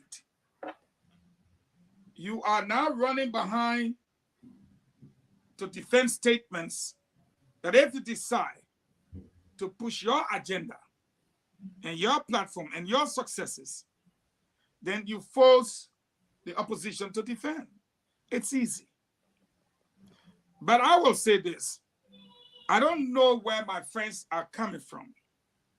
with this whole idea of rebel activities and somehow thinking that it will benefit them. No, you are at the losing end of this debate, because the second highest ranking member of the government is a former NPP stalwart that graduated or morphed from a rebel organization into a political party. The former wife of the then President Charles Taylor. Go back to Nathaniel Barnes, Siri Allen, Benin Ayure, the whole NPF now, yeah, Daniel Chien, Toga Gewe McIntosh, Louis Brown, when they were all on your side, did you call them rebels? You can't win this debate, leave it. Now you want Prince Johnson vote. Is Prince Johnson, was he a bishop during the war? Or because he played guitar and sang songs? He was a general who fought for his people. Because his people were being killed, they were being dumped in wells. But the whole world labeled him as a what? Rebel commander. So somehow now, if we choose to bury Louis Brown because of the rebel activities, should we resurrect Prince Johnson because of votes? I really wonder sometimes if we're thinking. The greatest strategy team that the CDC had in 2017, I don't see two of the members still lurking around. They have either been dismissed, disgraced, or somehow they disappeared. When that strategy team was together, we will be telling people, don't go the rebel route. You will not win because you're convicted all over yourself.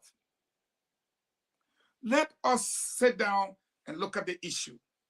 The chief of staff today condemned on OKFM what happened to Louis Brown.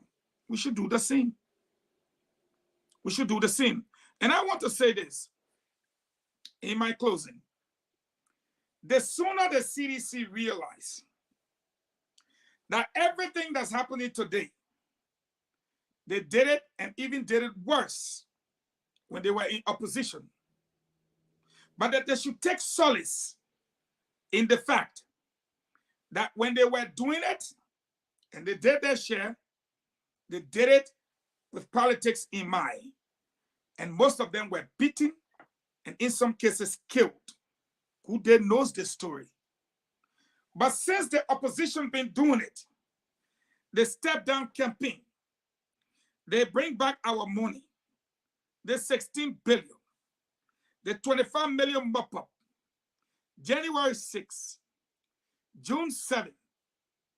How many of the very people like Rodney C., Henry Pedro Costa, Vendela Patricks, how many of the very people have gone to jail? How many of them, like the seditionists who were killed on November 7, how many of them in all the things I listed have gotten killed? But the CDC is playing by the opposition fast-paced game, and the CDC will lose. I always tell them the truth. So, Dr. Francine, if you like, tell them to send me under the sycamore tree. I'm ready. They need to quit. Okay, thank you for your focus on winning the elections, and focus on the gains that they have made, and focus on the Liberian people. That's what they need to do. Good. Thank you so much for your comment. I'd like to welcome Dr. Peabody. Dr. Peabody, we were just basically having a discussion about, someone had brought up whether Louis Brown is the right messenger to talk about we are suffering rally. And that's what Mr. Fagan was responding to. Do you have any thoughts on that? Good to see everybody. It's good day. Good to see everybody. Let me say here that once again condemn the attack on Ambassador Brown. I think it was barbaric. I think it was intolerant. I think it was embarrassing. It was disgraceful for folks to go and attack Ambassador Brown. And I think every meaningful politician, opposition, imposition, all should condemn that. I think it was totally wrong to attack him. I think every Liberian that is entitled to the free speech, and they should not be at threat or at any risk or on any attack for expressing their free speech. Let me say that I don't know. I mean, in terms of whether he's the right one with the right message, I think Fagon gave a whole description, and we just cannot leave have a government in that country where we'll not have people who were part of any previous government 10, 15 years back who will not form part of. It will be really difficult. So I don't think we should start throwing stone in our when we are living in the same glass house. We shouldn't start throwing any stone towards that because you and I, Pat, you can't name me one person in Liberia who have not been part of some way was part of the Liberian Civil War that have not working God. Not everybody who was held, gone, or killed people and all of that. We had a TRC that was set up. They came up and recommended setting people to be investigated and other stuff like that. So I don't think it is anything that people should make statement. I don't think we should even go that far. I don't think any political party should go that far because you will not succeed. You will not be successful in doing that. So I think politics is important, but let us not try to throw those cheap jabs at the political party. I think it's a cheap jab, very cheap.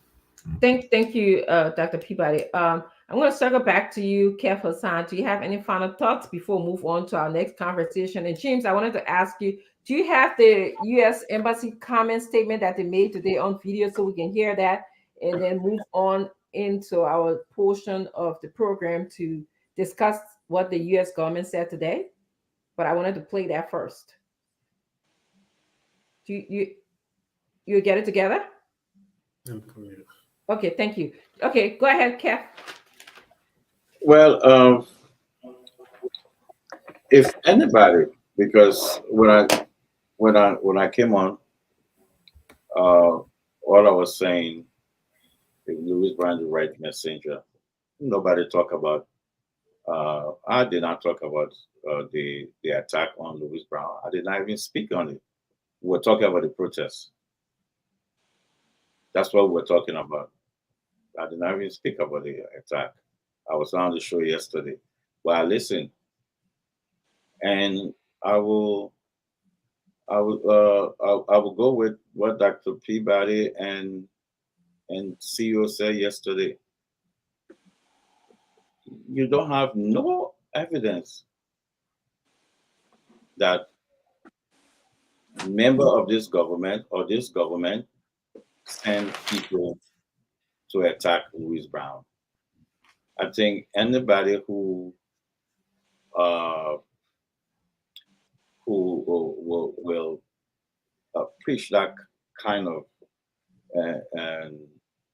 games or propaganda or something, I think they are wrong because no evidence. We have seen people who sing around and say things to Natal Magibi. They same kind of small group. What happened? Natal Magé did not call CDC and say you're calm or use any language towards them. Natal Magé said that's their right. That's their right.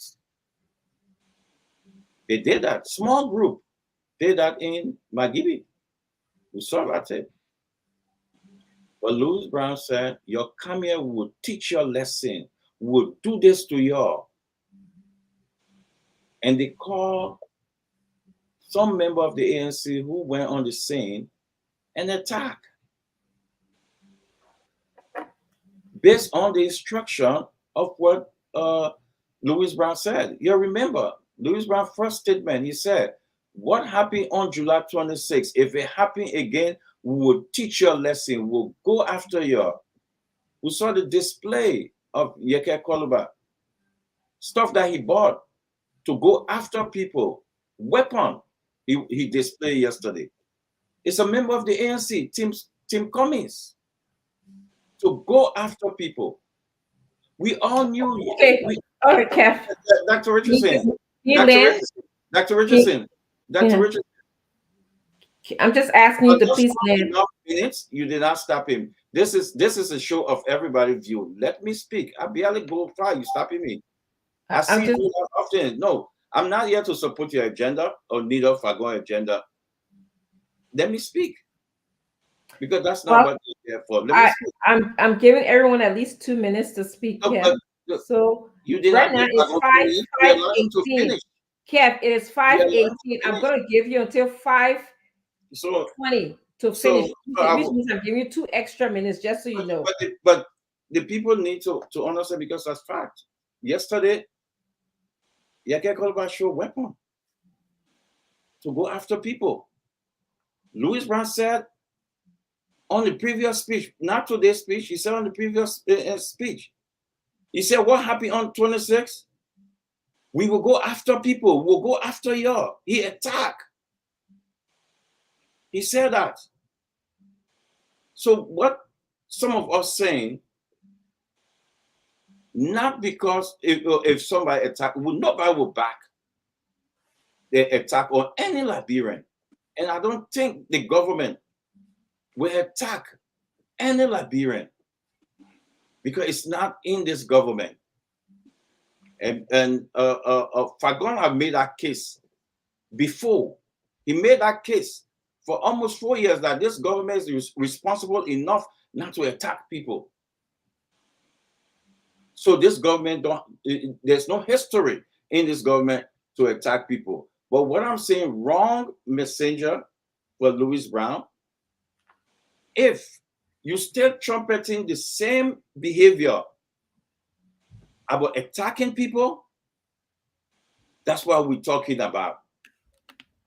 People who within the CDC not passing around. Jeff, it is 5:20. We're gonna cut you off right now. I give you 2 extra minutes. Thank you very much. We're gonna move on to, in fact, but he mentioned me. Can I have my 30-second response? Absolutely, please do. Kev, talk about, I'm not here to take care of your agenda or Fagon agenda. Kev, I don't come with an agenda. You just now were trying to make a case, but then you defeated your own self. You said McGill was in Firestone. You know what they said. People went there, small group. Whoa. McGill said, leave them, that's their right. You even forgot the one on LU campus. When he and Tue went there, they said, leave them, that's their right. So you made a beautiful case there.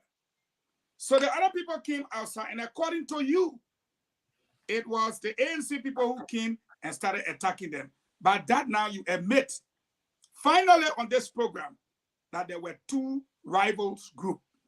One opposed to Louis Brown and the ANC people that came, and according to you, I'm quoting you, attacked them. All the sound people in Liberia are saying whether that group was from CDC or the one you claim, quote unquote, attacked them. We are saying there's no need for it. It should be condemned. Now, there's a difference between the government and the party. The CDC is a political party. No one has been talking about the government in the context of the government going there and attacking. But people have been saying there are individuals within the government that are supporting such. For me, my position here tonight is clear. Either ways, wrong is wrong. People should be tolerant and Louis Brown has the right to express himself freely in a democratic society. That's my point. And yes, you may be right, I have an agenda. And my agenda is the Liberian people's agenda. And that agenda is law and order, democracy, peace. I am not the spokesperson, Dr. Francine, of the government. I am not the spokesperson of the CDC. I've been invited here by the CEO as a contributor to the discourse. And my agenda here on this platform is a contributor to the discourse. And that's why I'm here. And I'm not going to act like I'm the chief spokesperson, like how we hear President sent for Baga Fofana and LBS to come, because what we're hearing now, there are two people out there and they're not up to the task. Well, you put minister and deputy minister, two of them saying in the corner sucking bottle milk. And that's it. That's your fault. But I think he's smart now as president. He said, Baga come. At least when you go by, you will tell the people what I do here. And Estelle come. When Baga finish, you will carry on the radio station. And that's what we've heard. And I think that's a brilliant thing to do. But I'm not the spokesperson of the government. I'm not the spokesperson of the CDC. And I conclude, I am a partisan. Like what I told Isaac Jackson last night. If I feel that you're about to step on my party, I will step in. But until then, I think Kev, you do a good job.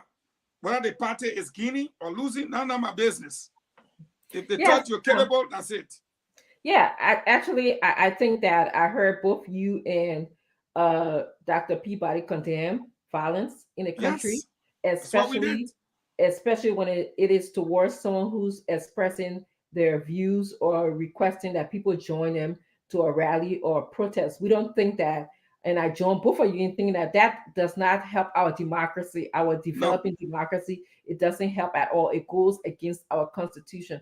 I also want to warn against, something someone said on the platform that they have, we have no evidence to say that the CDC orchestrated this supposedly protest regarding Louis Brown at the station. We have no evidence to suggest that.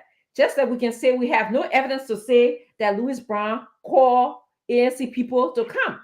So if we're going to say we're waiting for the findings for the investigation, we can say something like, based on history, it suggests to us that this has the trappings of this organization or that organization. But I don't think it's fair to come on the show and say, we can't blame the CDC, but yeah, we can blame ANC because this person spoke forcefully yesterday about what he. No, but I think Kev said, in effect, the other people were there, and Louis Brown called ANC people. So it means there were two rival groups. What me, Dr. Peabody, even you say, whether it was no rival, we condemn it to the highest extent.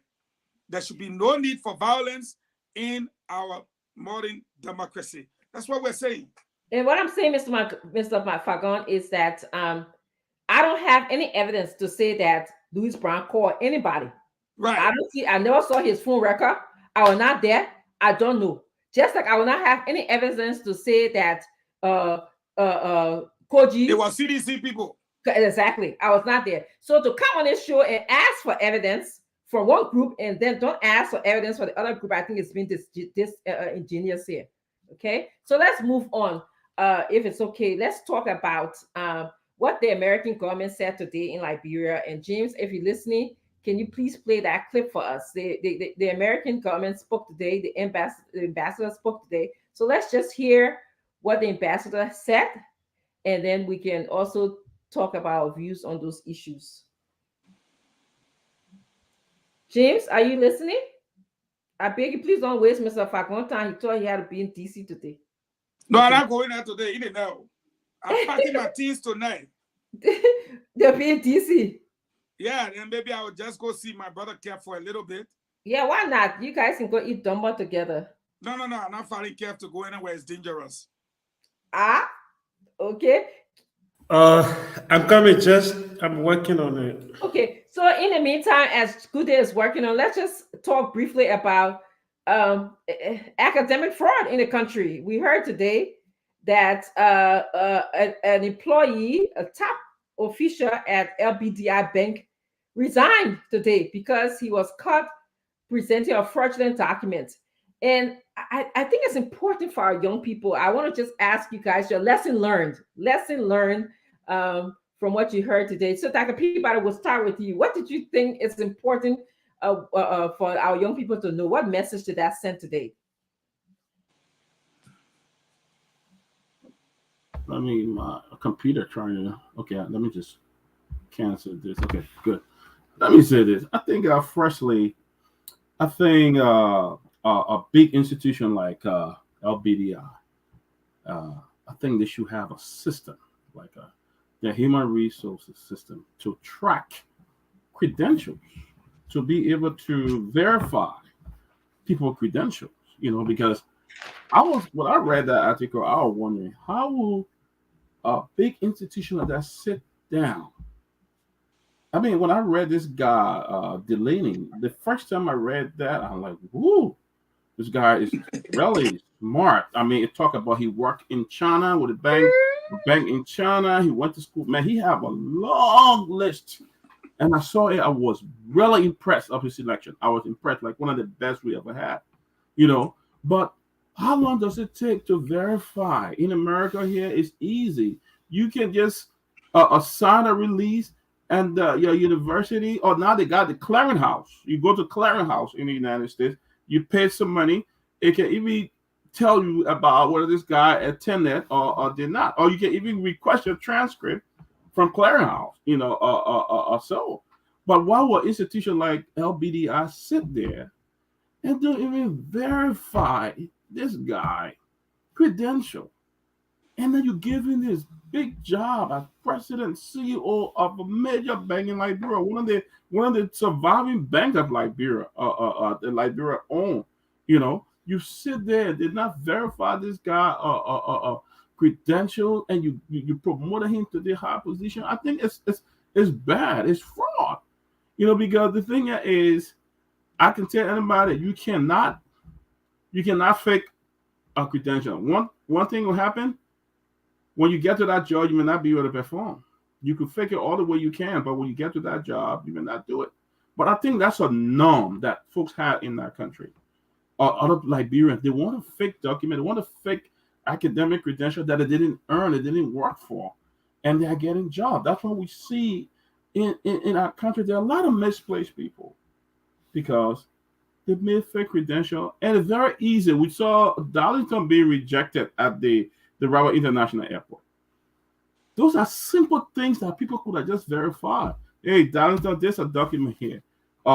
Sign this, and we'll reach out to your school. It's just a phone call to reach out to the university. Some school will tell you, they're not going to tell you what the GPA. They'll say, yes, he got 10 a year, and he graduated from it. That's all they would do. Or sometimes when your job call to verify and stuff like that. When I was being hired where I work now, I'm not going to say that on air, but I had to sign a paper, and all it did was to request my credential from Mercer University or Wilmington University and other places. That's what they needed to get, you see. But why would people sit there and can't verify a simple document? We see this happening over and over, even within the Senate. People lie and say they went to aviation and maintenance school. They got different things, and you're giving them a high position in government. You can't even verify those things. That's one of the most easy things that anyone can do to verify people's documents. It's very easy. So I think that's a serious mistake, and I think the bank need to review the whole HR policy in terms of verifying people's credentials. There's a whole review they need to do with that. Yes, thank you. Kev, Hassan, any thoughts on what lesson can be learned from Mr. Delaney's fraudulent presentation of his diploma or education background? I did not follow that story. I don't have any idea of that story. Okay, we'll come back to you then. Mr. Fagon, any thoughts? And I'm going to be honest, especially within my own party's government, I can put my life on the line that if it's not true, they should send me North Korea so the North Korean man can deal with me. We have people took advantage of the new incoming government to peddle fakery and deceit at the highest level. Even the transport minister that are there right now, the current same Wulu, let him bring academic credentials also. I challenge him to bring all a paper, let go to his school. We have a lot in our ministries and places, our agencies and corporations. They came in with these. I will give you a typical example referencing, because I don't want to call the other people's name. Somehow I will do that maybe another day. But let's look at the guy that came to run your international airport. Do you have a first degree? He had listed how he graduated from Cottington. Definitely you have a first degree. Okay. Well, you go in front of the Senate. Your classmates say you did not graduate. You left even before the second year. Yeah, anyway, but I consider it a partial degree. Which one is a partial degree? Which half of the diploma. Yeah, half of it. They cut it with scissors. Yeah. Do you have an associate degree? No, it's not an associate, because Cottington can get associate, but because I was there, okay, but you said you got a debate. The lady said, oh, she went to the Kenyan school of aeronautics or aviation or marine something. They asked her for the school name. She can't call her own school name. We got a problem right there. There's so many if President Weah does not win this election and he hires a team to check the credentials of all of the people who have presented them in that way and manner, my friend, we'll not have a government. We have to redo the whole government all over again, because there's so many people who lied about the credentials. Let me give you a typical example concerning myself. Oh, Samuel Jackson was hot on the government back that time. So Samuel Jackson said, my man, you got 4 AA degree, that's it. Yo, you can't get AA degree from ETSU. I said, but I didn't tell you ETSU. But I need to know the schools you attended. I said, no problem. Northeast State College and East Tennessee State University. Then he went and checked. They not only presented him my credentials, they also gave him video. I'm calling him Samuel Jackson. They gave him video. So he called me and said, we gotta see why you desperate. You alone do all this. I said, but we don't blow our trumpet. That's why when the ANC people behind me whole day, you get 4 AA degree. You get 4 AA degree. I take it because I get I want. If they don't want to go high, then I'm an AA and the masters then competing right now. I don't got a problem with that thing. I don't have a problem with it. But Dr. Francine, what young people need to take from this is what people said. You know why you people are saying that you keep trumpeting this narrative that the government is inept? And I'm going to be real here. Do you know that some people have forgotten that Liberal government have certain ministries? Because you can hear nothing about those ministries. That's what people are like. Finance ministry. Yeah. Defense ministry. The leading ministry in the whole country, the Ministry of State. Public Works ministry. Even this time, unless you talk about rape, you don't hear about gender ministry and all the programs there. What about Ministry of Post and Telecommunications that we have back in the day that became the Postal Affairs Ministry? Do you hear about them? Even Education Ministry now, when Wayekan and small things we hear about them. But local labor ministry, your governor will say you can't pay nobody more than $5, less than $5 or less than $3.50. Labor ministry sleepy. Transport ministry, the only thing you can hear about transport ministry is that when it's time to go inspect the car on the road and to change your plate. So the problem we have. Please lay before Kev can accuse me for giving more time again. No, you're not giving me more time on learning.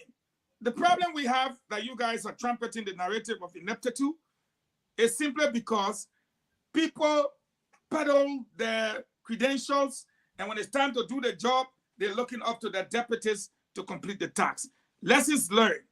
Stop lying about your credentials because they will be checked. We are in a technologically advanced society at this stage. Thank you very much. Yes.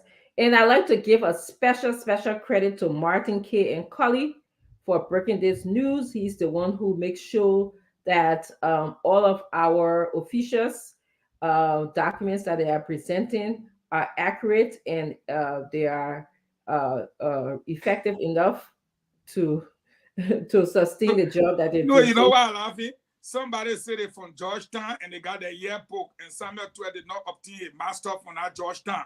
So if they want challenge, he get a ear poke. Now we're not going to get into that.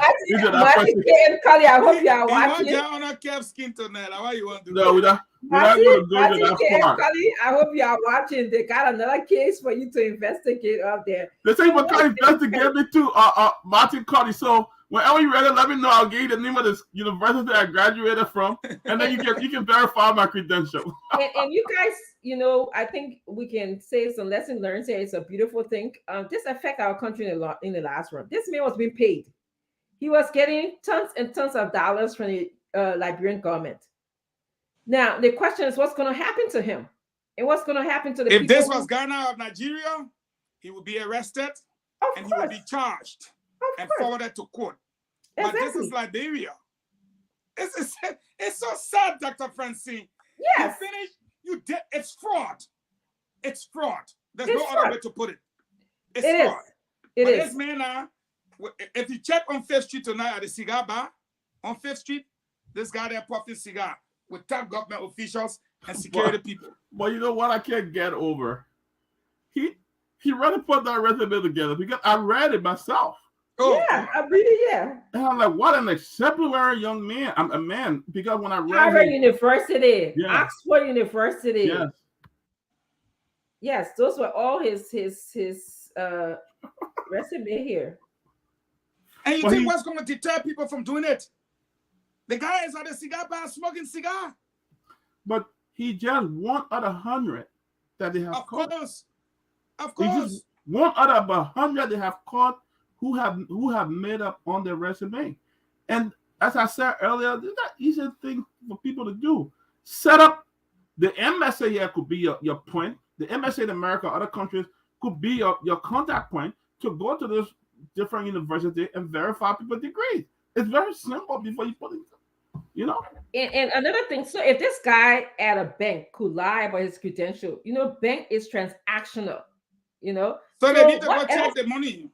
Yeah, check the money, check records, check reports. And James, give me 1 second. And I wanted to just relay, as somebody who's in the academic setting, last night I was grading papers because this is the end of the year. In fact, even before I begin to grade paper, we have a system called Turn It In. I'm sure you guys up here can recognize Turn It In. If you plagiarize, it is a crime. It is an academic crime. I can kick you out of the university for plagiarizing. This is what these guys are doing. They are plagiarizing to the government, and that's why they need to be investigated. But Dr. Francine, they don't take anybody work to plagiarize. It's fraud. But no, this guy took somebody's work. This guy actually took another publisher work. He took another guy's identity based on the story that I'm reading. Yeah, but it's still fraud. That's what I'm saying. So he plagiarized a little bit. When you plagiarize somebody else's degree or you lie on at a university, that's fraudulent. So we are in the real world. I had to kick students out after they pay thousands of dollars. We're talking about getting to your last year of completing school. And then I have to be in the room to tell you, say, I'm sorry, you plagiarized 50%, 20%, 10%, 5% of your work. We are unable to grant a degree to you. And see people sobbing and crying because you have wasted all your money and time. And I don't like to do that. And I think this is wrong. So this man stood at Brimpo money, he been collecting a free paycheck. Mr. Fagon said he puffing cigarettes somewhere right now. But I think lesson learned for the young people, do your work. Study well. Don't repeat. Don't memorize.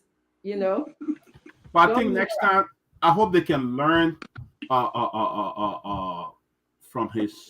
from that. I hope they can set up a actual credentialing committee that will verify these, especially when it comes to foreign credentialing things. Because not only this guy, there are a lot of people that have come from overseas and come to Liberia, and they have talked about how they got this degree in this, they got this degree in that, and some of them have been very successful in obtaining job and other things in Liberia. You know, a lot of people, they have been very successful. Top level jobs. Yeah, top level job too. So we should also, but it's something that I always wonder, why is it that the government can set a committee? You got civil service agency that should be responsible for actually recruiting workers for the government, all of that. But I think the merit system have been overlooked. So now in hiring people, it's not on a meritorious basis. It's just on friendship, who knows you. So that's why sometimes you have people who have the actual degree, they are not given the job. You have somebody there with no degree giving somebody with the degree instruction and telling them what to do. You know, so I think there's a need to bring back the merit-based system where people are hired based on merit, not on. And Dr. Peabody, another easy way to do it, ask people for reference. Yeah. When you go to a job and then I get on the phone, I call them. Do you know XYZ? How do you know them? But let me just read before we close on this story, before James Good come in and tell us. This guy, actually, his credential was published in the Daily Observer, Liberian Observer in Liberia. And it says, Mr. Delaney joins LBDI with broad international experience. So they say they may even work in international places. So you work for the Bank of China. Spending more than 15 years in global finance. 15 years, you mean one? You can't call one reference, one bank. Chinese people will put you in the bank in China. Chinese people. They got a job. They said digital strategy for financial institution. He holds a master in global business with academic distinction. You are not average Joe Blow like you and I, Mr. Fagon. You are distinction from the University of Oxford said Business School. When you are with distinction, those people put your name in records. Oxford University? Yes, Oxford University of Oxford. That's when I read it. I said the man was exemplary. When I read that, they said at Oxford, his thesis was awarded academic distinction for its analysis on the role and relevance of market institutions in sustaining growth of industries in emerging markets. If you wrote such a distinctive work, my goodness, it would be too easy to find you because you just got to Google it. You're giving Kev headache. You see how you wrap your head? So I don't think Kev have a problem with that. The men lied. Everybody didn't know that the men lied. Then they said before the man had a master's in human rights. This is so dear to my heart, people. I know James will come to you because I'm in it. This hurts me because when you work hard for gaining a diploma and people go, well, you got doctor, all that stuff. This bothers me. They said then the man said he earns a master's in human rights and conflict affairs at the Institute of Law and Politics in Italy. Not conflict resolution, conflict affairs? Conflict affairs, yeah, conflict affairs. Damn that. Then he said at the Harvard School of, the guy went to Oxford, he went to school in Italy, he went to school in China. Yeah. Then they said at the Harvard Kennedy School of Government, Mr. Delaney completed postgraduate studies in investment decisions and behavioral finance. Yeah. Wow. Investment decisions and behavioral finance. Damn it. Yeah, so they may not work with the United Nations. He worked with climate change, the secretary. He worked in Copenhagen, Denmark. He worked with the European Commission External Action Service, Common Security and Defense Policy. He worked with the British Chamber of Commerce. Yeah, British Chamber of Commerce. For Italy, he went to, oh my God, the red flag just all over the place here. Now you could have been central bank governor, though. You could have been the central bank governor.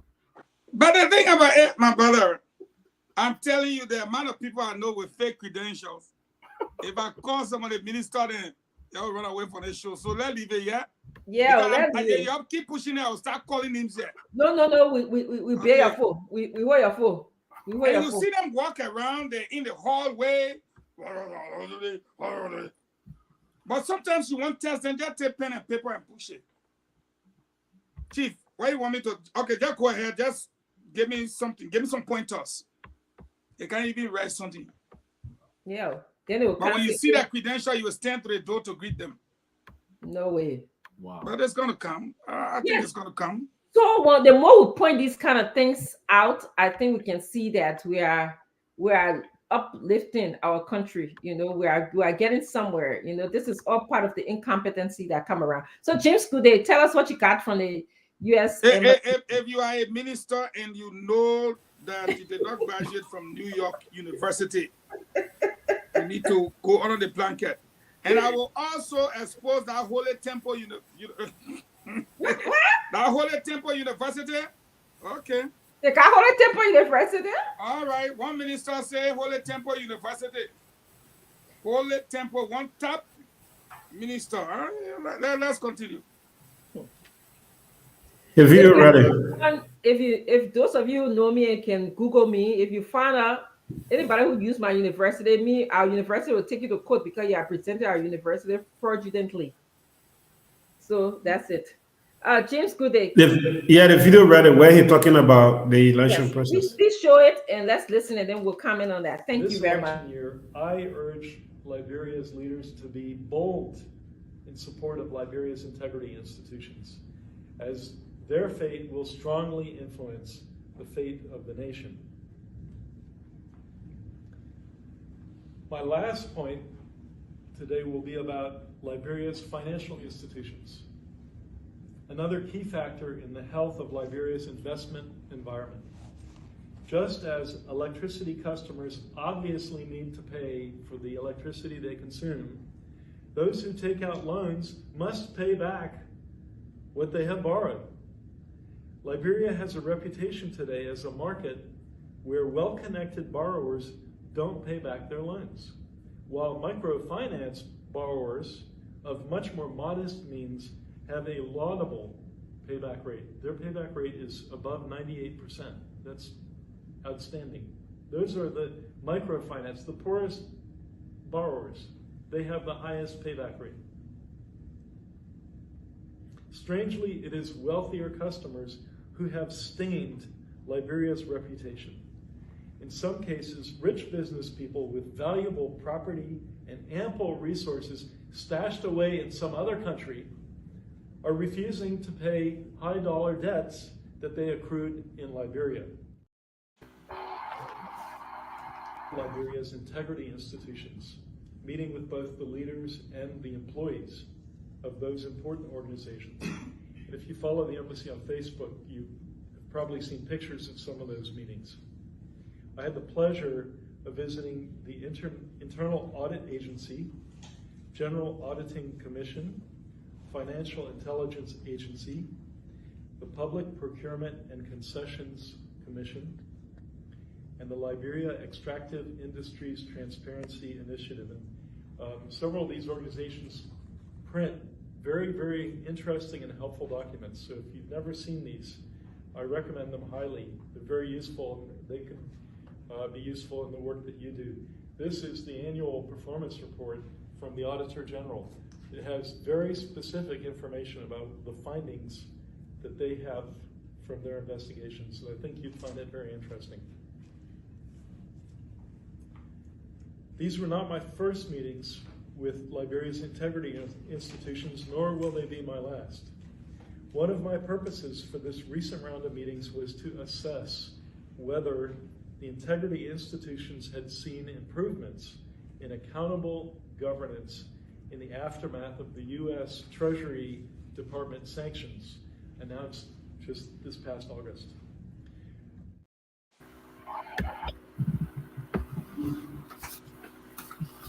So I was hoping that he could get back to us to tell us if these integrity institutions have exercised any kind of improvement since the U.S. government sanctioned 3 of the key lieutenants in this government.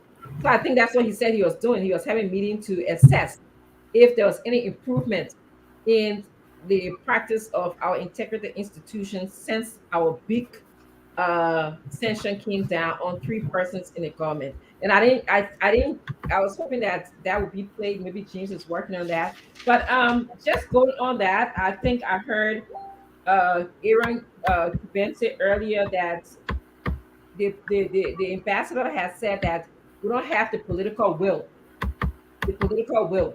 to fight corruption at these integrity institutions.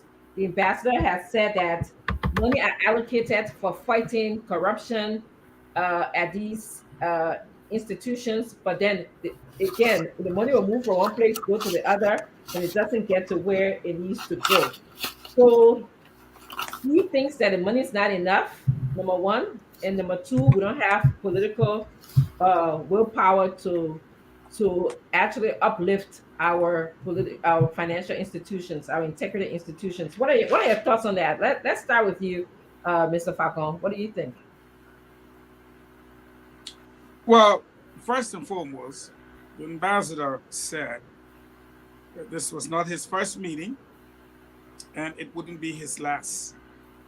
So it suggests to me that part of the information we gathered on the 3 sanctioned officials may have come from the IAA, because he showed us documents and their findings, right?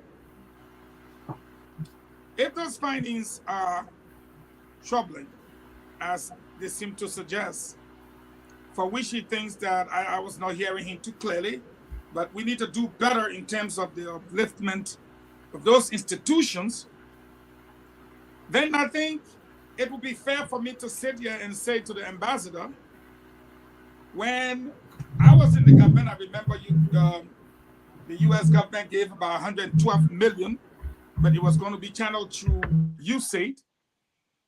I don't see why he needs to even worry about the government. Instead, I think he needs to strengthen Access government to divert some of the funding to strengthening those institutions. Because if you rely on the government to do it, it is the same government. Those people are appointed by the president. And in some cases, they work at the will and pleasure of the president. Every time people go before the Senate, they say, oh, vote of no confidence. What does that do? So I think the ambassador can do what he's asking us to do. They always support the government and people of Liberia. Channel some of that, channel some of those funding to those integrity institutions and build that capacity through human resource development. Let them come to the States and study. Let them go back, and some of the funding from the 112, 100 or 50 million you have, pay them good. And let them be able to show you their work. That way, the Liberian people benefits directly. Yeah, actually, Mr. Falcon, that sounds like a good idea. Like, no longer should they just throw money at us, which is what I think these countries have been doing. They've been throwing money at us. We take the money, we don't do what they're supposed to do, then they come back and punish us and say we're corrupt. But yeah, and say that we corrupt. Okay, but you are now saying bring in support human resource development. That's what you're saying, and then monitor institutions. Yes, build the institution directly, more hands-on experience. Yeah, like they've done for the NSA. Okay. You see what they've done for the NSA? No, I'm not familiar with that, but maybe you can briefly share. Oh my God, $1.2 million building complex. And they've built that capacity and continue to work with the NSA because of their strategic security interest in the region. Okay, that's great. So if you want to help us fight corruption, one of the ways you can do that is look at the budget of the IAA. Look at the budget. If the budget is this amount, why commit $112 million to Liberia? Give $90 million, use the $22 million and build the capacity of those integrity institutions, as well as develop the human resource capacity of the same institutions. And then see how it works with the individuals you bring in. That's direct help to the Liberian people to fight corruption. If you don't do that, the man saying, all right, over there, you get a government, 112 million. The government get the man budget for the whole year, that 1.2 million. You get 80% only of that go to 20. salary. So my man, y'all conducted the other year. What did you say? Where you get it? Where you get it? Where you get it? Chief, the thing saw what I damaging you. But you're damaging too. Oh, but Chief, the men are coming to net, they will conclude. So if you don't want that to happen, then you develop the standards of the institution, develop the human resource capacity of the institution, and then commit some subsidy to the institution, vehicles, and other things, and you'll see the guys will work. But if you don't do that, then we on our own. Yeah, that's an awesome suggestion. Dr. Peabody, your thoughts on what the American ambassador said? You know, one of the things the ambassador talked about, he talked about debt payment. He talks about, I heard that part where he talks about well-known individual take money from the bank and can't pay. Correct. But the very poor people, who make their little farm, a little market, they get that money and they rush to pay it back. They have over 98% payment ratio. You know, I think we need more Liberian businesses. You know, one thing that we've seen in our country, and it bothers me all the time, that the Lebanese get more money from the bank in terms of loan. They get more. When it comes to government loan program, most times the Lebanese people that benefit from it, they get a huge sum of money, millions of dollars, and all of that, you know, goes to them. Create an opportunity. You can create a system where you can have people who pay the debt. The first amount they pay, you give them another bigger amount because they have a payment history and stuff like that. You know, but he talks about, like Fagon said, most of the USAID funds and things that go into that country go through other people. And they bring their own staff in that they are paying 15 to 16,000 that they call expert that are making the money. So of that 100 million or 200 million, half of it goes to paying the experts that come in, that I signed with family ministry, I signed with planning ministry. They live in Cape Hotel. Live in an expensive and they don't buy hotel. cars, they rent vehicles. Yes, they got. I can tell you, I was there, bro. Tickets. They got flight to go back. I mean, free ticket to travel 3 or 4 times a year to go and see the family, all that. But you have true Liberians that can do this job. It's to just look. Somebody called me today and said, you know, do you know anybody in Liberia who will help my son? He graduated from IT. He's an IT specialist. Do you know anybody you can call? He graduated. There's no job, you know. And that IT school in Moray is a great school. Blue Crest is a great school. I've seen folks who graduated from Blue Crest that come to America and doing big time job. You got the expert in that country. What you have to do, give them a good, very good wage, so that when they are working, they will have no means of putting their hand into the cookie jar. You pay them a livable salary. They will have no means. You know, I appreciate the American government helping. I applaud them for all they continue to do. But sometimes create an opportunity, put them in areas and pay them livable wages or train them. So when they come back, some of that $200 million that you're paying expert, we can have Liberian working and they can get that pay. You know, but again, as the debt, then the bank need to bring the people who taking huge sum of money can't pay debt, because that's a bad record. No bank will want to do business. International bank will want to do business in our country when they find out that people can't pay debt, they only take loan and can't pay. That's a bad thing. It's very bad. Yeah. And let me just quickly, 10 seconds, let me add to what he said. Let me tell you one of the places my trouble started from. I went to the Ministry of Health. Opposite the Ministry of Health is the Anfield. You know, we're dealing with the COVID stuff, okay? And the National Public Health Institute of Liberia is what I'm talking about. I don't know if any one of you have been to their building before. You know how we have our houses here, these cardboards? You can hear it. That's not cement block. You know what I'm talking about? That's stick with cardboard. So we sat in this big meeting. The partners are there. And one of the partners started to bash, the Anfield for not trying to be transparent and what have you. And when we went for a recess, Dr. Francine, one of the guys brought the document to me. Your house, put two of your house, Dr. Francine, together, all right, with the cardboard, nothing there, just the iron, the cardboard, the glass. Yeah, you see these refurbished buildings or something like that they use to the used car place. Okay, they got Austin and all that. $7 million United States dollars. What? 7 million United States dollar for cylinder on iron. That's what you should spend. So when the new American ambassador and his group built that kind of massive structure for 1.2 million for the NSA, situated in Caldwell on the 10 acres of land, as a nationalist, I got upset and angry.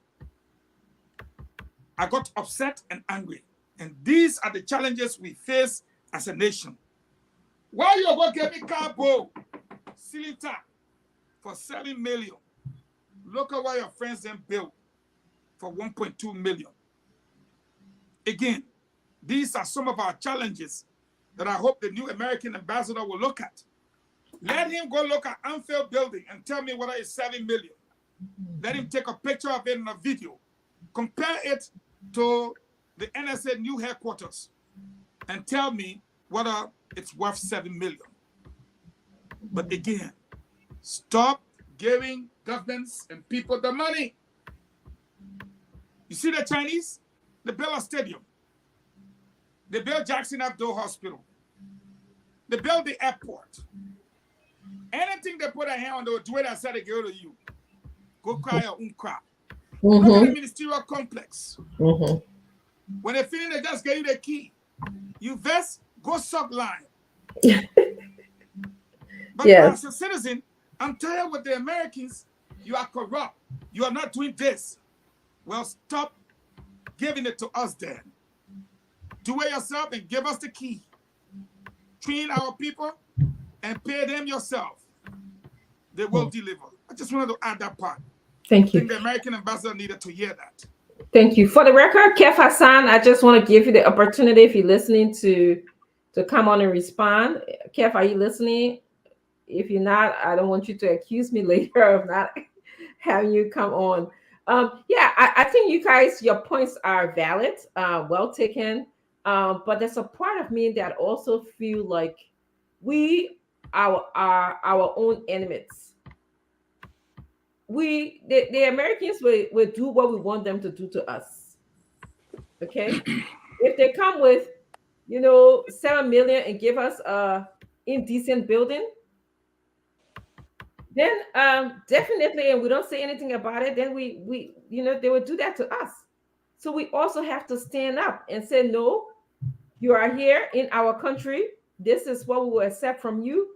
Thank you for the money. Thank you, but we expect this regulation of how we build buildings here and all of that stuff, no matter who you are, whether you're American or not. You have to practice and go by the regulations that we have.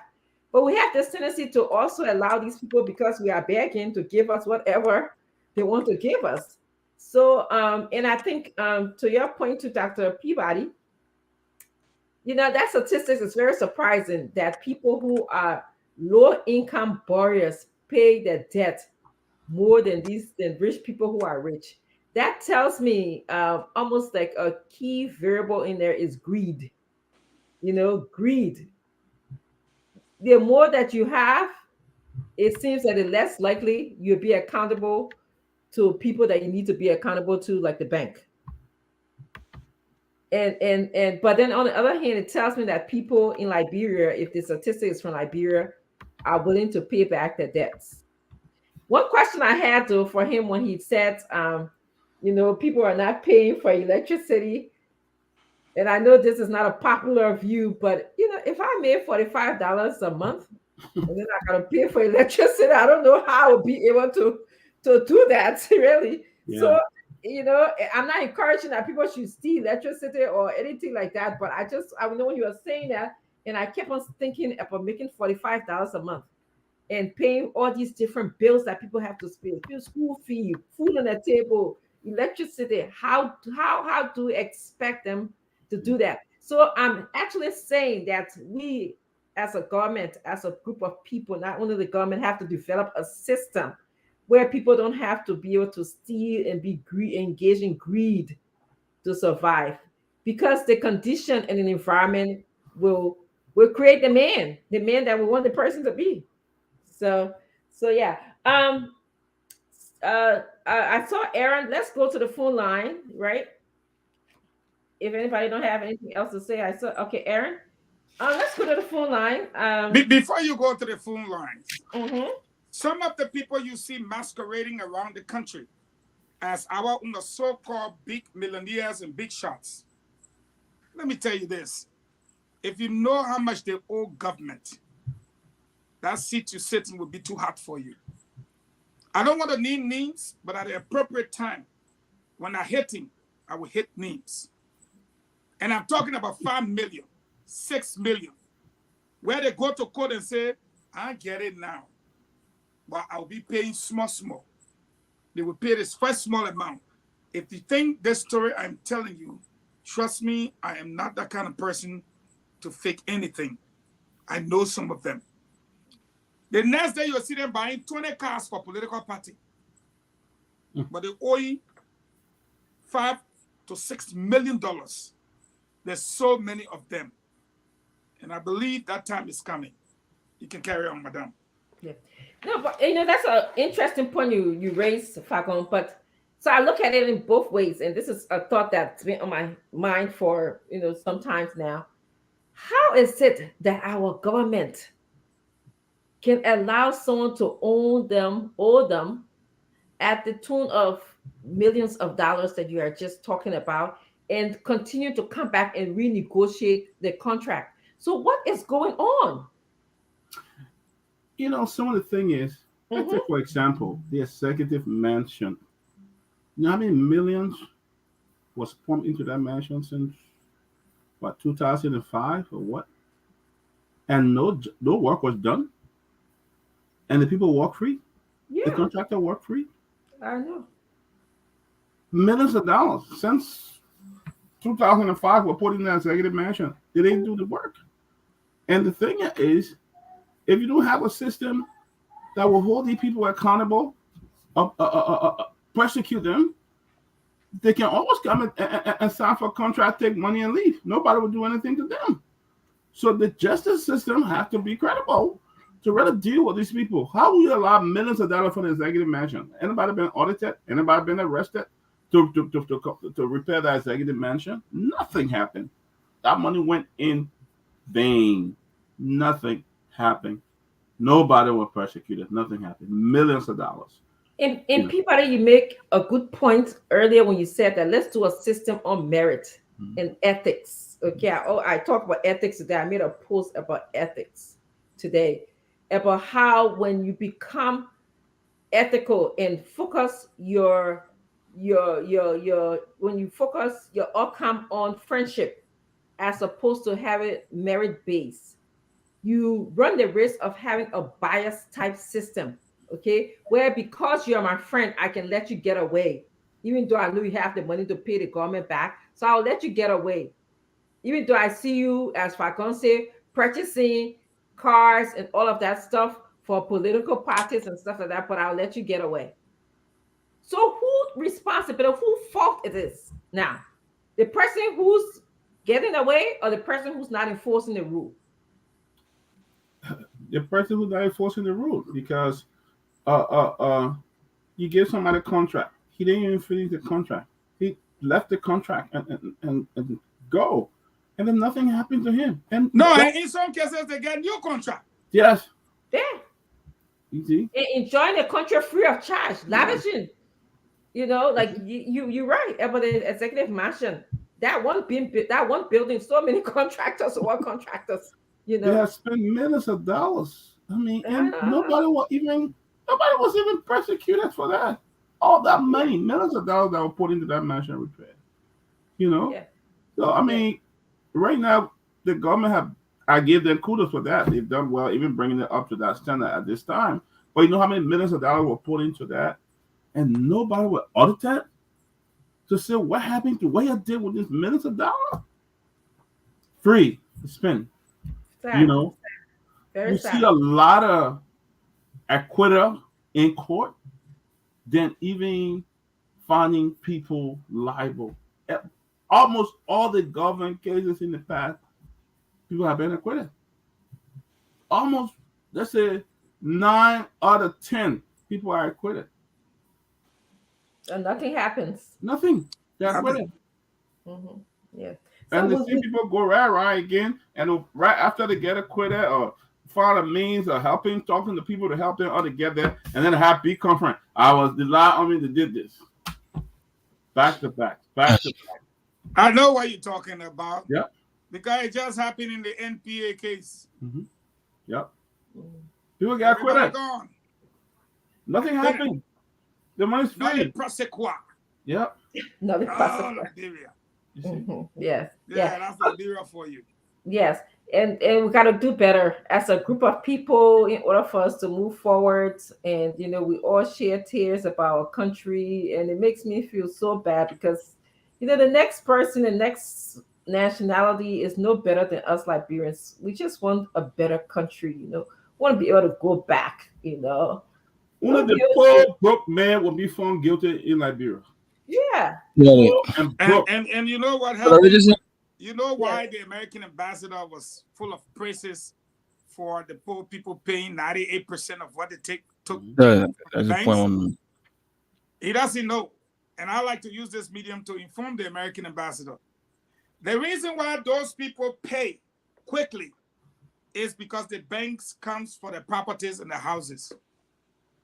They don't go for the rich boys and houses and the property. They don't. They all hang out at the cigar bar and go play golf or something together. But the poor people have to pay because you pay the coming for your house. When I was deputy minister, I know of a couple of people whose property, Access Bank, I'm calling them out.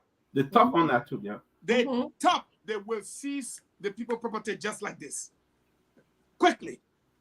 So again, it's maybe when you open the phone lines, you will hear from our people. Yeah. So what you're saying, Mr. Falcone and Dr. Peabody, is that sometimes, you know, equality isn't always equal. Mm-hmm. You know, equality isn't always equal because certain people in our culture, and it's kind of maybe worldwide a little bit, have the opportunity to be able to get away with stuff. Yeah. And certain people, because they don't have the money, or because they're not loud, or because they not be, you know, have the right verbiage to speak, you know, the people can take advantage of them. It's like one day I was sitting in a gallery and I said, I was looking at Mary Broad doing her work. And I said, poor General, if only she knew the toil on this old body of hers, she would probably sit down and take care of her grandchildren and children and just enjoy the rest of her life. Yeah. And the person said, but Fagon, I tell you, you're nationalistic. I am. The woman clean the city dead come back. The woman cash government cars till they played for only the next day stay to the club. Mm-hmm. What has Mary Broad not done in that country? All the wires she cutting as she going, they put in it back. Because you know what? There is not the political will to act. It is not. If government had the political will to act, look at this guy who just did this thing as a fraud. He's free. How many people have we honestly prosecuted as a government? I'm talking about our government. How many? How long will we continue for people to do these things and walk away? Yep. We don't have the will. And America will not teach us to have that willpower. We have to develop it. Yeah, you know, we don't have to be 100%, you know, in Africa in general when it comes to corruption, but areas that will help us grow. we should be very particular about those areas and say, hey, we're going to put our foot down on this one, especially when it comes to people stealing electricity. We need to put our foot down because if people steal electricity, we can't pay our bills every month. Liberia electricity will go right back. Those are areas we should put down. Look at Mary Broad the other day. She was cutting the speaker light. That one speaker, you hear about the other people. You see? Speaker too small. See? Look at that. People, they don't have that system in place. People not used to paying bill. Oh my man, they call it. You know what, Am? Soon they may one call. Oh no, don't touch your life because now it has become a friendship. There's no other. The justice system, I'm afraid, is not too credible. So you're front of the judge. You can call him overnight. Judge, and then you can get a kid. You can win a kid the next day. And for that reason, if we had a credible legal system, some of this nonsense will never happen. Because when you go to the court, they will deal with you. But because people just play low, so people feel comfortable stealing, because nothing gonna happen. Nothing gonna happen. At the end of it, you see. So the one we have. So the police people ain't got car, they ain't got motorcycle. No. Motorcycle man, if I tell you don't pass here after 9 p.m. or else you will lose your bike, you pass there after 9 p.m. they buy not for you. After 4 persons lose their bike, you think somebody will pass there again? That's a fact. Deterrent. You think somebody will pass there? It's called deterrence. Yeah. Mm-hmm. Yeah. When the man pass, the police catch him. Oh, Yeah, that's Sergeant Tule bag girl. Who back? Sergeant Tule. Yep. Call Sergeant Tule. Then the man say, carry the food to the man. All police, so all of them got code war. 10 for the this is 4-5, man. I'm a hustle, whatever. Don't touch it. I'm a hustle. Yeah. Wow. Would I hustle, or the pin go? So the people themselves need to change. Changing mind, changing attitude. Somebody had that program on ELBC. Larry program. Our mindset needs to change. Because there's nothing that you can do within trying to use the application to either exploit the situation and all that and see acceptable. So it's not only in high places, but in some of the lower areas, people are doing the same. Everybody used to doing the same thing. System needs to change. Yeah. So but it almost, sometimes I feel, and I don't mean to cut you off, Dr. Peabody, it almost feel like it needs to start with people in authority, it needs to start with people in authority abusing power, and I'm listening to you guys and thinking about scenarios in which if I just behave to say I'm abusing my authority, how I'll be investigated, I will be removed, in any institution in other parts of the world. When I'm in the classroom, my students more than 80% fail an exam. People ask me why. I have to justify that I taught a particular subject matter exactly in a way that people at different learning capacity can learn it. Yeah.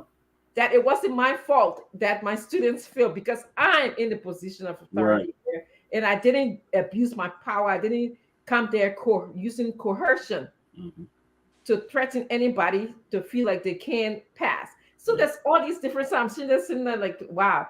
So it has to start with people in the position of power. If somebody I think somebody just told me a story and I didn't follow it through. Maybe you guys heard about it, where a police officer was stopped, I believe in the Florida area, and she came and either on the camera, the person got caught showing her badge because she was in a higher ranking position. I didn't follow through the story, but it's now the talk of the town is like, who did she think? That's the Uvalde in Texas. Yes. She arrived at the scene when that shooter had entered the children's classroom and killed a buck of them. And she came up, the guy saw her badge and asked her, do you have a child there? And she said, if my son was in there, I would be in there. That's the Uvalde, Texas situation. Yeah, the shooting. Became the whole talk of the whole country. Yep. So because your son was not there, why you don't go there? Yeah. She's a social, and then she went to take a job back to the same school. I think they fired the her. people told her, no, don't come here. We don't want you here. Yeah. You know. You know, hey, man, y'all leave a woman, man. Like a Yeah. woman, like, no way she got to live. Y'all start that kind of thing, man. Yeah, because everybody come to beg 3, 4 at night. Somebody will call you. I mean, with even the little project I do in Liberia, it's intended to benefit people. I've had people come to me. I'm gonna go to the house and build a pump for them. Yeah. Only you must benefit from that, and it's intended for a large group of people. But they will call me. Can you go to my house and do this for me, man? I beg you. Just take over the land. Yeah, yes. You gotta look Francine food. Francine house never shut a food though. I can tell you that. That's a fact. Yeah. Yes, that's a fact. So let's go. Aaron, if you can please come. Let Liberian people answer a question for us. In fact, I'd like them to share us. Do they think we are on the path of fighting corruption? Do they take responsibility? Liberians, I want them to take responsibility for the mindset that we have that is causing our country to be underdeveloped. Do we take responsibility for our own mindset? Or they can talk about, are we on the path to fighting corruption, which is related?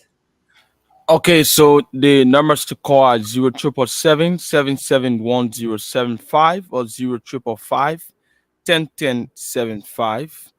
Let's go to the lounge and take this very first person. Yeah. Welcome. Good evening.